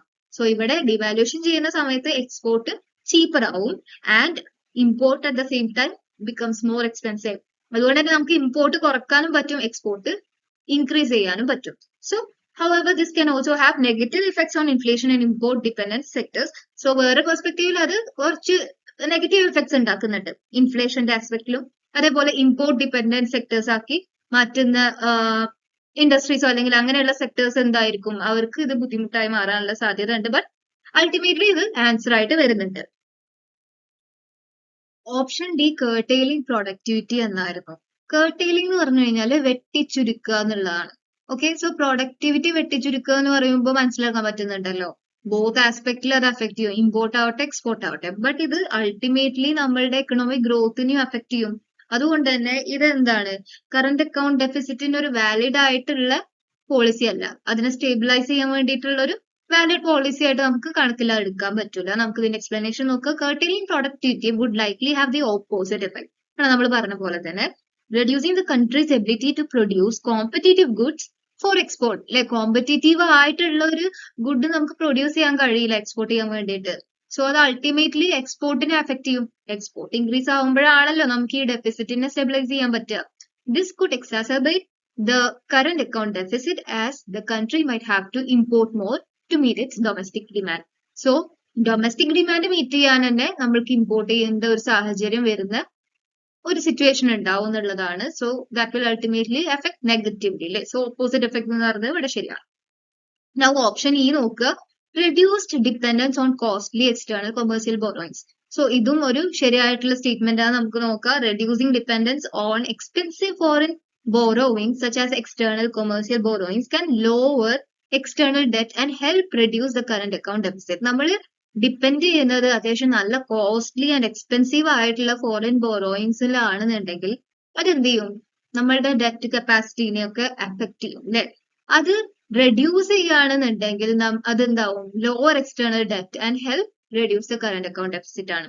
So relying on cheaper sources of capital or increasing domestic funding sources can mitigate this issue. So basically option E യും ഇവിടെ correct ആയിട്ട് വരുന്നുണ്ട്. So B, C and E is the answer. 16th question. The potential benefit of FDI to host countries include which of the following? So നമുക്ക് host country എന്ന് പറയുമ്പോൾ നമ്മള് ചിന്തിക്കുക, അതായത് ഇന്ത്യ. ഓക്കെ, അമേരിക്ക പോലുള്ള ഒരു രാജ്യം നമ്മളുടെ രാജ്യത്തിൽ വന്നിട്ട് ഇൻവെസ്റ്റ് ചെയ്യുകയാണെങ്കിൽ നമ്മളാണ് എന്തെന്ന് പറയുന്നത് host country. America is home country, കാരണം അവരുടെ ഹെഡ് ക്വാർട്ടേഴ്സ് അമേരിക്കയിലാണ് വരുന്നത്. ഓക്കെ, സോ FDIയിൽ ഹോസ്റ്റ് കൺട്രി ഇന്ത്യയാണ്, അമേരിക്ക ജസ്റ്റ് എക്സാമ്പിൾ ആയിട്ട് മനസ്സിൽ വെക്കാൻ വേണ്ടിയിട്ടാണ് കേട്ടോ. സോ നമുക്ക് വരുന്ന പൊട്ടൻഷ്യലി വരുന്ന ബെനിഫിറ്റ്സ് ആണ് ഇവിടെ ചോദിക്കുന്നത്. അതാണ് ABCDE ആയിട്ട് കൊടുത്തിട്ടുള്ളത്. സോ ഈ ഒരു ക്വസ്റ്റ്യൻ നമ്മൾ അപ്രോച്ച് ചെയ്യേണ്ട രീതി എങ്ങനെയാന്ന് പറഞ്ഞു കഴിഞ്ഞാല് എലിമിനേഷൻ മെത്തേഡിലൂടെയാണ്. എല്ലാ കേസസിലും എല്ലാ ക്വസ്റ്റ്യൻസും നിങ്ങൾക്ക് പറ്റുന്നിടത്തോളം എലിമിനേറ്റ് ചെയ്ത് കളയാൻ ശ്രമിക്കുക, കാരണം അതിലൂടെ നമുക്ക് ആൻസറിലോട്ട് എത്താൻ പറ്റും. സോ ഇവിടെ ശ്രദ്ധിക്കുക, access to superior technology and increased competition ആണ്. സോ ഇവിടെ ഒരു പോസിറ്റീവ് ആയിട്ടുള്ള ഒരു കാര്യമാണ് പറയുന്നത്. അതുകൊണ്ട് ഇത് ആൻസർ ആവാനുള്ള സാധ്യതയുണ്ട്. എംപ്ലോയ്മെന്റ് ജനറേഷനും ഒരു പോസിബിൾ ബെനിഫിറ്റ് ആണ്. ഇൻക്രീസ് ഇൻ ഡൊമസ്റ്റിക് ഇൻവെസ്റ്റ്മെന്റ്സ്, അതും ഒരു പോസിബിൾ ആൻസർ ആണ്. Bridging host countries foreign exchange gaps, ഇതൊരു പോസിബിൾ ആൻസർ തന്നെയാണ്. റിഡക്ഷൻ ഇൻ ഇൻകം ഇനീക്വാളിറ്റി, ഇതൊരു പോസിബിൾ ആൻസർ ആണോ എന്നുള്ളത് ചിന്തിക്കുക, കാരണം ഇത് ഓപ്ഷൻ അല്ല. എന്തുകൊണ്ടാണെന്ന് വെച്ച് കഴിഞ്ഞാൽ നമുക്ക് എക്സ്പ്ലനേഷൻസിലോട്ട് പോവാം. പക്ഷെ അതിന് മുന്നേ ഇവിടെ ശ്രദ്ധിക്കേണ്ട ഒരു കാര്യം, ഈ അല്ല എന്നുള്ള ധാരണ നമുക്ക് മുഴുവനായിട്ട് ഉണ്ടെങ്കിൽ 100% ഈ ഇതിനകത്താൽ ഇല്ലാത്ത ഒരു ഓപ്ഷൻ ആണ് എന്ന് ഉറപ്പാണെങ്കിൽ നമുക്ക് ആ ഒരു ബേസിസ് വെച്ചുകൊണ്ട് തന്നെ ഇതിൽ ആൻസർ കണ്ടെത്താൻ പറ്റും. കാരണം എന്താണ്, ഫസ്റ്റ് ഓപ്ഷൻ ആയിട്ടുള്ളതിൽ B, D and E ആണ് കൊടുത്തിട്ടുള്ളത്. സോ ഈ വരുന്ന എല്ലാത്തിനെയും നമ്മൾ എലിമിനേറ്റ് ചെയ്യുക. 1 option is eliminated, second option is eliminated, third is also eliminated. കാരണം മൂന്നിലും E വരുന്നുണ്ട്. അൾട്ടിമേറ്റ്ലി നമ്മളുടെ ആൻസർ ഏതാവും? A, C, D ആയിട്ട് വരുന്ന ഫോർത്ത് ഓപ്ഷൻ ആയിരിക്കും. ഇത്തരം രീതിയിൽ നമുക്ക് പെട്ടെന്ന് ആൻസർ ചെയ്യാൻ പറ്റും. സോ ടൈം സേവ് ചെയ്യുക എന്നുള്ളത് വലിയ ഇമ്പോർട്ടന്റ് ആയിട്ട് നമ്മൾ കൺസിഡർ ചെയ്യേണ്ട ഒരു ഫാക്ടറാണ് ഇങ്ങനെയുള്ള കോമ്പറ്റേറ്റീവ് എക്സാംസ് അറ്റൻഡ് ചെയ്യുന്ന സമയത്ത്. സോ ആൻസർ ആയി വന്നിട്ടുള്ളതും ഫോർത്ത് ഓപ്ഷൻ ആയിട്ടുള്ള ACD ഓൺലി ആണ്. The question asks about the potential benefits of foreign direct investment to host countries ആണ്. നമ്മൾ പറഞ്ഞു FDI refers to investment by foreign entities in a country's business or assets.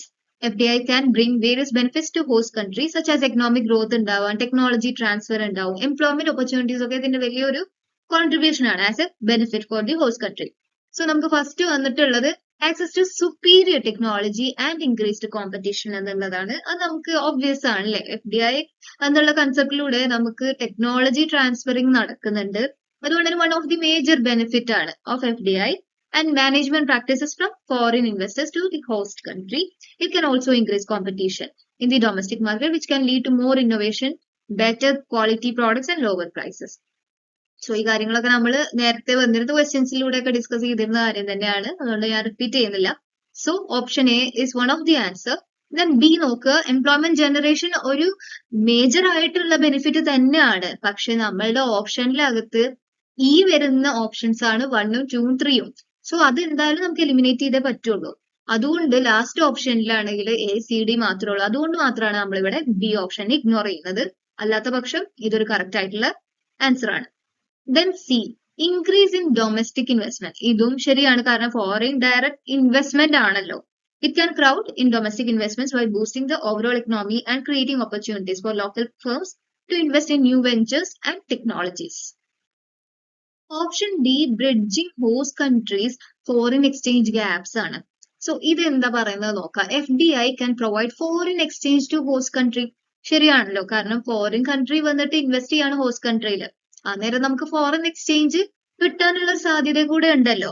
ഇത് എന്ത് ചെയ്യും? Helping to address foreign exchange shortages and balance of payment issues. നമ്മുടെ രാജ്യത്തിൽ എന്തെങ്കിലും രീതിയിലുള്ള ബാലൻസ് ഓഫ് പേയ്മെന്റ് ഇഷ്യൂസ് ഉണ്ടെങ്കിൽ, ഇപ്പൊ നമ്മൾ നേരത്തെ കണ്ട ഒരു ക്വസ്റ്റ്യൻ ആയിരുന്നു കറന്റ് അക്കൗണ്ട് ഡെഫിസിറ്റ്, അതിനൊക്കെ റിലേറ്റ് ചെയ്തുകൊണ്ട് നമുക്ക് എന്ത് ചെയ്യാൻ പറ്റും? സ്റ്റെബിലൈസ് ചെയ്ത് കൊണ്ടുവരാൻ പറ്റും വിത്ത് ദിസ് ബെനിഫിറ്റ് അല്ലെ.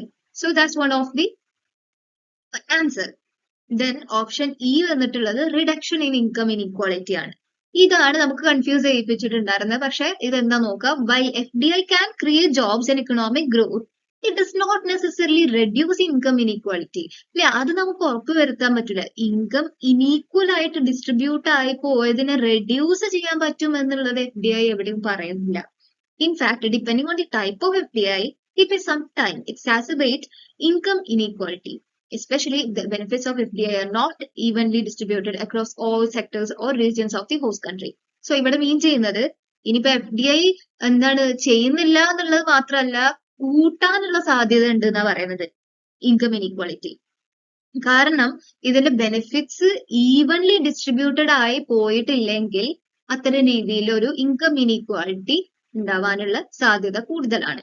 So that's basically the concept behind this particular question. So elimination process ഒരിക്കലും മറക്കരുത്. പലപ്പോഴും ടൈം സേവ് ചെയ്യാൻ പറ്റുന്ന ഒരു മേഖലയാണ് എലിമിനേഷൻ പ്രോസസ്സിലൂടെ നമുക്ക് ചെയ്യാൻ പറ്റുക. നെക്സ്റ്റ് ക്വസ്റ്റ്യൻ ആണ്, which of the following are likely to lead an appreciation in the value of a country's currency. So താഴെ കൊടുത്തിട്ടുള്ളതിൽ ഏതൊക്കെയാണ് ഒരു കൺട്രിയുടെ കറൻസിന്റെ അപ്രീസിയേഷനെ ലീഡ് ചെയ്യുന്നതെന്നാണ് ചോദ്യം വന്നിട്ടുള്ളത്. Options: higher real interest rate, higher nominal interest rate, lower inflation, higher inflation and large current account deficit. So നമുക്ക് ആദ്യം എന്താണ് appreciation എന്നുള്ള കാര്യങ്ങളിലോട്ടൊക്കെ പോയിട്ട് ആൻസറിലോട്ട് എത്താം. ആൻസറായി വന്നിട്ടുള്ളത് ഓപ്ഷൻ 2 ANC ആണ്, അതായത് ഹയർ റിയൽ ഇൻട്രസ്റ്റ് റേറ്റും പിന്നെ ലോവർ ഇൻഫ്ലേഷനും. ആദ്യം തന്നെ കൺസെപ്റ്റ് ഓഫ് ദി ക്വസ്റ്റ്യൻ നോക്കുക. The question asks about the factors that are likely to lead to an appreciation in the value of a country's currency. Okay, currency appreciation refers to an increase in the value of one currency relative to another, which can be influenced by variety of economic factors. So ഇതിൽ ഏതാണ് അങ്ങനെ അപ്രീസിയേഷന് lead ചെയ്യുന്നതെന്നാണ് ചോദ്യം വന്നിട്ടുള്ളത്. First of all നമുക്ക് എന്താണ് ഈ appreciation, depreciation, devaluation, revaluation എന്നുള്ളത് മനസ്സിലാക്കാം. ആദ്യം തന്നെ അപ്രീസിയേഷനും ഡിപ്രീസിയേഷനും ചെയ്യുന്നത് മാർക്കറ്റിലെ ഡിമാൻഡ് ആൻഡ് സപ്ലൈ ഫോഴ്സസ് ആണ്. സോ അവരുടെ ആ ഒരു ഫാക്ടേഴ്സിന്റെ വേരിയേഷൻസിലൂടെയാണ് അപ്രീസിയേഷനോ ഡിപ്രീസിയേഷനോ ഹാപ്പൻ ചെയ്യുക. അല്ലെങ്കിൽ ഓട്ടോമാറ്റിക് ആണല്ലോ ഡിമാൻഡ് ആൻഡ് സപ്ലൈയുടെ പ്ലേ എന്ന് പറയുന്നത്. അല്ലാതെ ഒരു ഫോഴ്സ്ഫുള്ളി പവറോ അതോറിറ്റിയോ വന്നിട്ട് ചേഞ്ച് ചെയ്യുന്നതല്ല value of the currency according to appreciation and depreciation. But when it comes to devaluation and revaluation, അത്തരം രീതിയിൽ ഒരു ഡിസിഷൻ എടുക്കാൻ പറ്റിയിട്ടുള്ള ഒരു അതോറിറ്റി ആ കൺട്രിയിൽ എന്ത് ചെയ്യും, forcefully value of the currency ഒന്നെങ്കിൽ ഡിക്രീസ് ചെയ്യും അല്ലെങ്കിൽ ഇൻക്രീസ് ചെയ്യും. അതാണ് ഡിവാലുവേഷൻ, റിവാലുവേഷൻ എന്ന് പറയുന്നത്. ഓക്കെ, സോ ബേസിക്കലി അപ്രീസിയേഷൻ മനസ്സിലാക്കാൻ വേണ്ടിയിട്ട് നമുക്കൊരു എക്സാമ്പിൾ പറയാം. $1 കറന്റ്ലി ഇപ്പോ നമുക്ക് പറയാം ₹60 ആണെന്ന് കരുതാം. ഓക്കെ, കറന്റ്ലി നമ്മളുടെ $ന്റെ value according to Indian rupee 60 rupees വെച്ചിട്ട് നമുക്ക് $1 കിട്ടുന്നതാണെങ്കിൽ, ഓക്കെ, $1ന്റെ വില എന്ന് പറയുന്നത് ഇന്ത്യയിൽ 60 രൂപയാണ്. അത് കുറയുന്നതാണ് എന്തെന്ന് പറയുന്നത് അപ്രീസിയേഷൻ ഓഫ് ഇന്ത്യൻ റുപ്പി. ഇതെന്തുകൊണ്ടാന്ന് പറഞ്ഞു കഴിഞ്ഞാൽ നമ്മൾ പലപ്പോഴും ഇത് തെറ്റിദ്ധരിക്കാറുണ്ട്. അത് എന്താണ് ഇതിന്റെ റീസൺ എന്ന് ഞാൻ പറഞ്ഞുതരാം. $1 വെച്ചിട്ട് ആദ്യഘട്ടങ്ങളിൽ നമുക്ക് 60 രൂപയുടെ സാധനങ്ങൾ കിട്ടുമായിരുന്നു അല്ലെ. ഇപ്പോ $1 വെച്ചിട്ട് വെറും 50 രൂപയുടെ സാധനം കിട്ടുള്ളൂ. അതായത് ഇന്ത്യയുടെ റുപ്പീസിന് അല്ലെങ്കിൽ ഇന്ത്യയുടെ കറൻസി ഡിമാൻഡ് കാട്ടാൻ തുടങ്ങിയിട്ടുണ്ട് അല്ലെ. നേരത്തെ 60 രൂപ വരെയുള്ള സാധനങ്ങൾ കൊടുത്തിരുന്നു. ഇപ്പൊ ഞങ്ങൾ അത്ര തരൂല, 50 രൂപ അത്രേ കൊടുക്കുള്ളൂ എന്നുള്ള ഒരു ആസ്പെക്റ്റിലേക്ക് എത്തി. സോ $1 ബിക്കംസ് എന്താണ് അവിടെ വാല്യൂ $1ന്റെ പെർസ്പെക്റ്റീവിൽ നോക്കുമ്പോൾ അവര് കുറഞ്ഞു പോയിരിക്കുകയാണ് അല്ലെ. കാരണം ഇപ്പൊ അവർക്ക് വെറും 50 രൂപയുടെ സാധനം കിട്ടുന്നുള്ളൂ. ഓക്കെ, പക്ഷെ ഇന്ത്യയുടെ പെർസ്പെക്റ്റീവില് എന്താണ് അപ്രീഷിയേറ്റഡ് ആവുകയാണ് ചെയ്യുന്നത് കറൻസിന്റെ value. Okay, so that's basically about appreciation. പിന്നെ നമ്മൾ ഡിവാലുവേഷന്റെ കാര്യം നേരത്തെ പറഞ്ഞു, അത് തന്നെയാണ് ഡിപ്രീസിയേഷന്റെ കേസും വരുന്നത്. അതിലുള്ള ഡിഫറൻസ് എന്ന് പറയുന്നത് ഞാൻ പറഞ്ഞല്ലോ, അതോറിറ്റിയുടെ ഒരു ഡിസിഷൻ മേക്കിങ്ങിന്റെ ബേസിസിലാണ് ഡിവാലുവേഷൻ, റിവാലുവേഷൻ ഉണ്ടാവുന്നത്. പക്ഷെ മാർക്കറ്റിലെ ഡിമാൻഡ് ആൻഡ് സപ്ലൈ ആണ് അവിടെ സോഴ്സസ് ആയിട്ട് ആക്ട് ചെയ്യുന്നുണ്ടെങ്കിൽ അതാണ് അപ്രീസിയേഷൻ, ഡിപ്രീസിയേഷൻ. അപ്പൊ അതാണ് ബേസിക് ആയിട്ട് വരുന്ന ഒരു ഡിസ്റ്റിങ്വിഷ്ഡ് ആയിട്ടുള്ള ഫാക്ടർ. നമുക്ക് ഓപ്ഷൻസിൽ ഉള്ള എക്സ്പ്ലനേഷൻസ് നോക്കുക. Higher real interest rate. Okay, അതിന്റെ എക്സ്പ്ലനേഷൻ നോക്കുക. ഹയർ റിയൽ ഇൻട്രസ്റ്റ് റേറ്റ്സ് എന്ന് പറയുമ്പോൾ ഇവിടെ nominal interest rate adjusted for inflation ആണ്. ഓക്കെ, ഇൻഫ്ലേഷൻ അഡ്ജസ്റ്റ് ചെയ്തിട്ട് കൺസിഡർ ചെയ്യുന്നതാണ് ഇവിടുത്തെ റേറ്റ്. ഇത് എന്ത് ചെയ്യും, attract foreign investment because investors can earn a higher return on their investment. ഇവിടെ ഹയർ റിയൽ ഇൻട്രസ്റ്റ് റേറ്റ് ആണ്. അതുകൊണ്ട് തന്നെ ഫോറിൻ ഇൻവെസ്റ്റേഴ്സ് അത് ഒരു അട്രാക്റ്റീവ് പോയിന്റ് ആയിട്ടാണ് കൺസിഡർ ചെയ്യുക. അതുകൊണ്ട് അവർ ഇൻവെസ്റ്റ് ചെയ്യുന്ന സമയത്ത് അവർക്ക് കിട്ടുന്ന റിട്ടേൺ എന്താണ്? ഹൈ ആയിട്ടുള്ള വാല്യൂ കിട്ടും അവരുടെ ഇൻവെസ്റ്റ്മെന്റിന്റെ മുകളിൽ. സോ ഒബ്വിയസ്ലി ഇത് എന്ത് ചെയ്യും? നമ്മളുടെ രാജ്യത്തിലെ കറൻസിന്റെ ഡിമാൻഡ് ഇൻക്രീസ് ചെയ്യും അല്ലെ?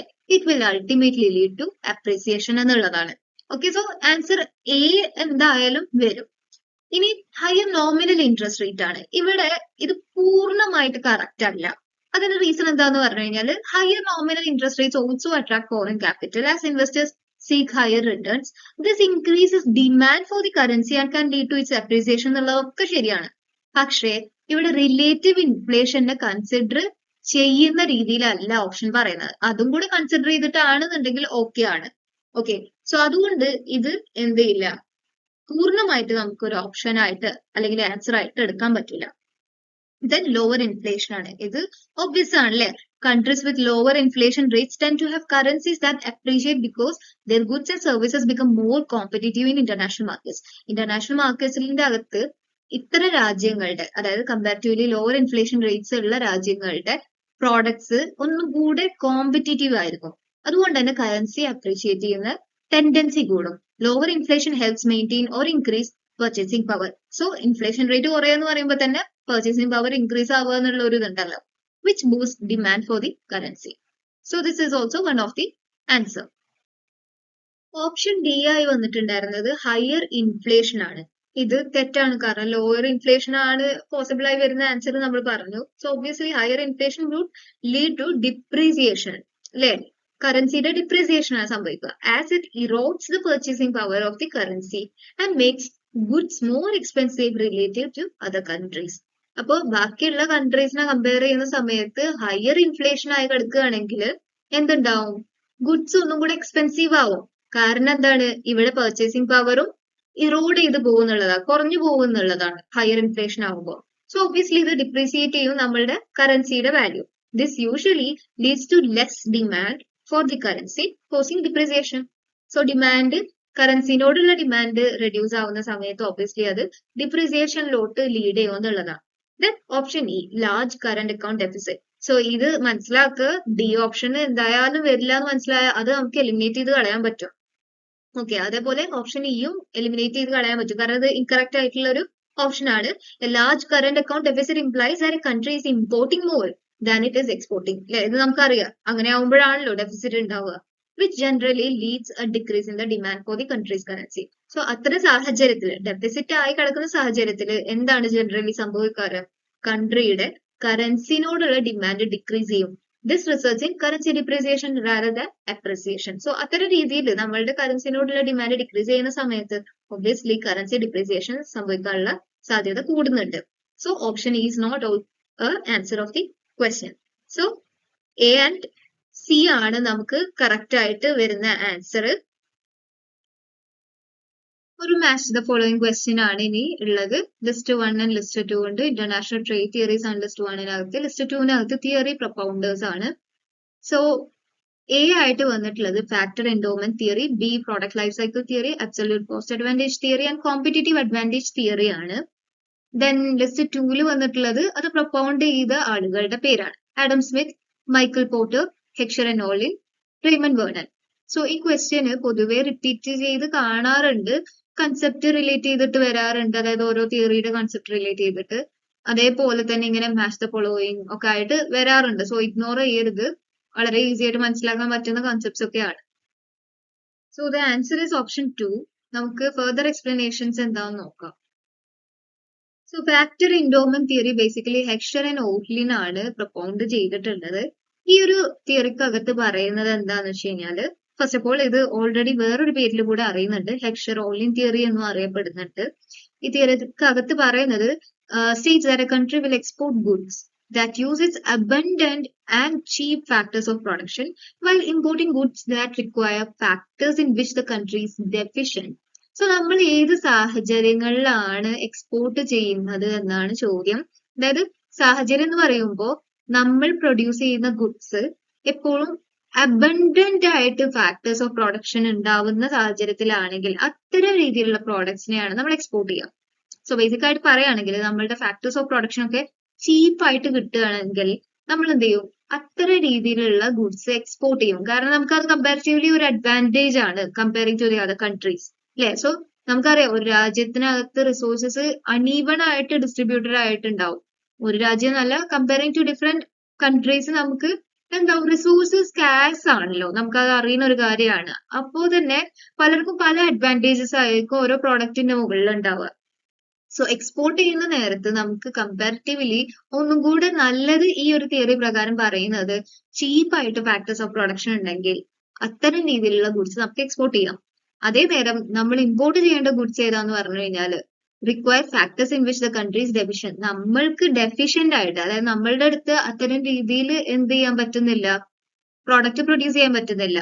ഓക്കെ, നേരത്തെ പറഞ്ഞ പോലെ abundant and cheap factors of production ഇല്ല ഈ ഒരു പെർട്ടിക്കുലർ പ്രോഡക്റ്റ് പ്രൊഡ്യൂസ് ചെയ്യാൻ നമ്മളുടെ രാജ്യത്തിൽ എന്നാണെങ്കിൽ ആ രീതിയിലുള്ള പ്രോഡക്ട്സിനെ നമ്മൾ എന്ത് ചെയ്യണം, ഇമ്പോർട്ട് ചെയ്യണം എന്നാണ് ഈ ഒരു തിയറി പ്രകാരം പറയുന്നത്. So that's basically factor endowment theory is relating about.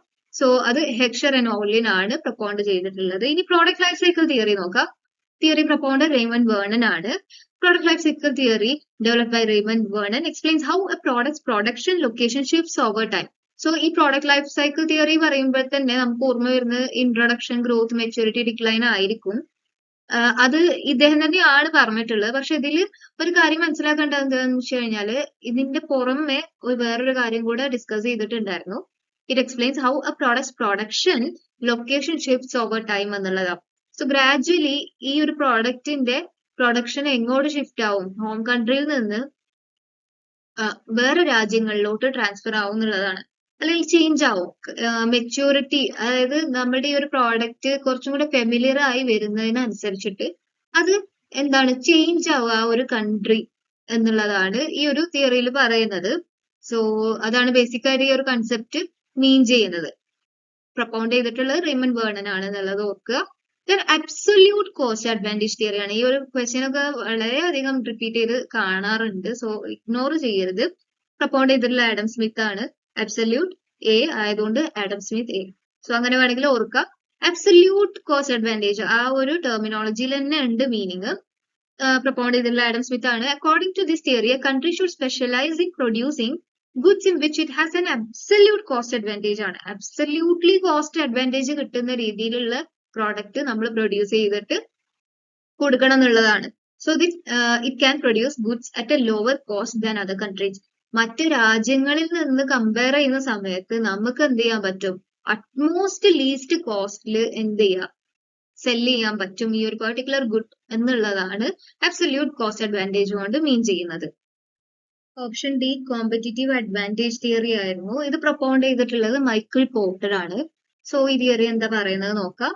It explains that countries or firms can gain a competitive edge through factors like innovation, skilled labor, and technological expertise, allowing them to create unique products that are globally competitive.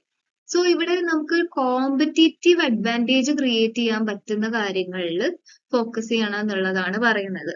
Okay, അത് എന്തിലൂടെ ആവാം, ഇന്നോവേഷനിലൂടെ ആവാം, അല്ലെങ്കിൽ നമുക്കായിരിക്കും ചിലപ്പോൾ skilled labours ഉണ്ടാവുക.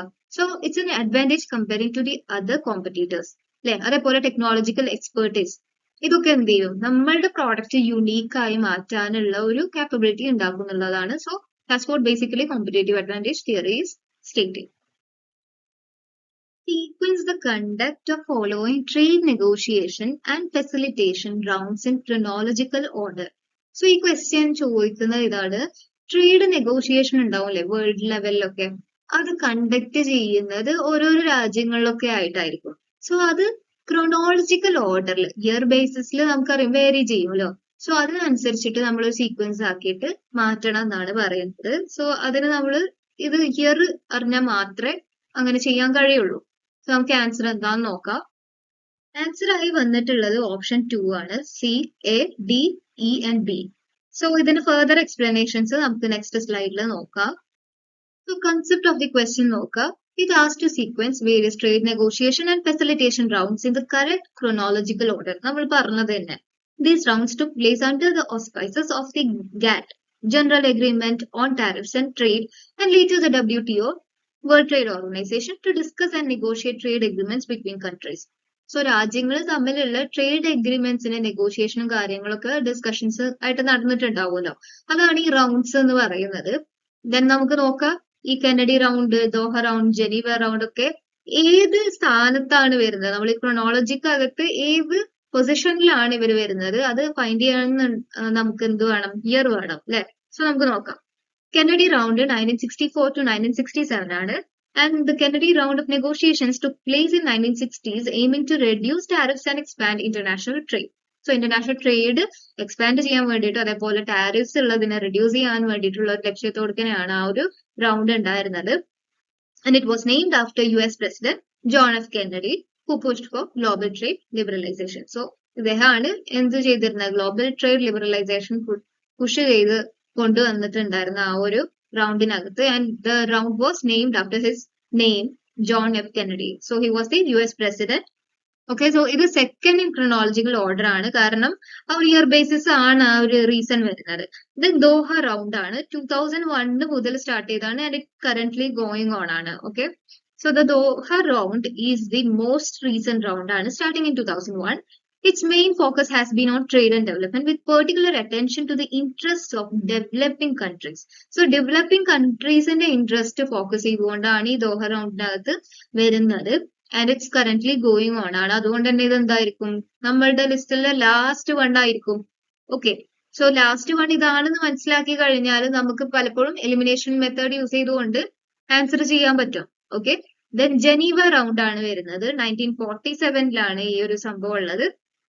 And because of that itself, it's first in chronological order.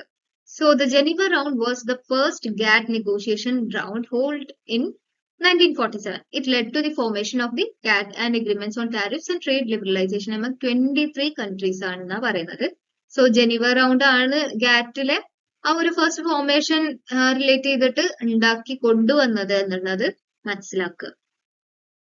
Then option D, Tokyo round ആണ് 1973 to 1979 ആണ്. The Tokyo round was held in the 1970s, focusing on reducing tariffs and improving non-tariff measures like subsidies and trade barriers. So ഇവിടെ tariffs reduce ചെയ്യുന്നുണ്ട്, അതേപോലെ തന്നെ non tariff measures improvise ചെയ്യാനും കൂടെ പറയുന്നുണ്ട്.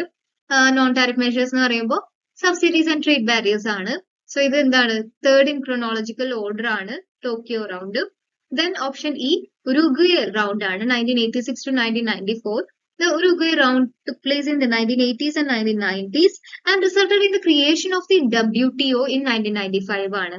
Okay, so ഇത് ഈ ഉറുഗ്വേ റൗണ്ടിന്റെ അകത്താണ് WTOയുടെ ഒരു ക്രിയേഷൻ ഉണ്ടാവുന്നത് എന്നുള്ളത് ഓർമ്മയിൽ വെക്കുക. അതേപോലെ ഗാറ്റിന്റെതും ഓർമ്മയിൽ വെക്കുക. It focused on global trade liberalization, including goods, services and intellectual property. So this comes as fourth in chronological order. So Geneva round ആണ് ഫസ്റ്റ് എന്ന് മനസ്സിലാക്കുക, അതേപോലെ ദോഹ റൗണ്ട് ആണ് ലാസ്റ്റ് എന്ന് മനസ്സിലാക്കി കഴിഞ്ഞാൽ നമ്മളുടെ ഓപ്ഷൻസ് പോയി നോക്കിയാൽ അറിയാൻ പറ്റും. ഈ രണ്ട് കാര്യങ്ങൾ മനസ്സിലായ ആൻസർ പെട്ടെന്ന് ക്യാച്ച് ചെയ്യാൻ പറ്റും എന്നുള്ളത്. ഇനിയുള്ള ക്വസ്റ്റ്യൻസ് 2023 ലാസ്റ്റ് ഷിഫ്റ്റിൽ വന്നിട്ടുള്ള ക്വസ്റ്റ്യൻസ് ആണ് നമുക്ക് ഇനി നോക്കാനുള്ളത്. സോ 20th ക്വസ്റ്റ്യൻ നോക്കുക. Dash as defined under the foreign trade policy implemented by Director General of Foreign Trade has the main aim to mentor new and potential exporters on the intricacies of foreign trade through counseling, trading and outreach programs so that they can get into international trade. So ഇവിടെ പറയുന്നത് ഇതാണ്, ഒരു particular scheme ഉണ്ട്, ആ scheme എന്തിനാണ് എന്നുള്ള explanations ആണ് ഈ ക്വസ്റ്റ്യൻ ആയിട്ട് തന്നിട്ടുള്ളത്. സോ ആ സ്കീം പ്രകാരം ഡിഫൈൻ ചെയ്തിട്ടുള്ളത് ഫോറിൻ ട്രേഡ് പോളിസിന്റെ അകത്ത് ഓക്കെ ഇംപ്ലിമെന്റ് ചെയ്യുന്ന ആരാണ്, director general of foreign trade ആണ്. ആൻഡ് ഈ ഒരു പോളിസി അല്ലെങ്കിൽ സ്കീമിന് പറയുന്നത് എന്താണ്, മെയിൻ എയിം എന്ന് പറയുന്നത് mentor new and potential exporters on the complexities of foreign trade through counselling, trading and outreach programmes. So ഇത്തരം രീതിയിൽ ഇവർക്ക് കൗൺസിലിംഗും കാര്യങ്ങളൊക്കെ കൊടുത്തുകൊണ്ട് പൊട്ടൻഷ്യൽ ആയിട്ടുള്ള എക്സ്പോർട്ടേഴ്സ് ആയിരിക്കും ഇവര്.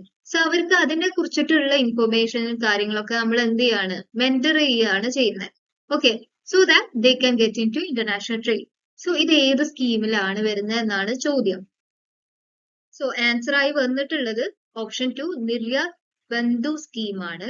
ഇത് എന്താന്നുള്ളത് നമുക്ക് The Niryat Bandhu scheme is a program implemented by the Director General of Foreign Trade under India's foreign trade policy. The scheme's main objective is to mentor and assist new and potential exporters in understanding the complexities of foreign trade. So intricacy എന്ന് പറയുന്നത് complexity എന്നുള്ള ഒരു word ആണ്.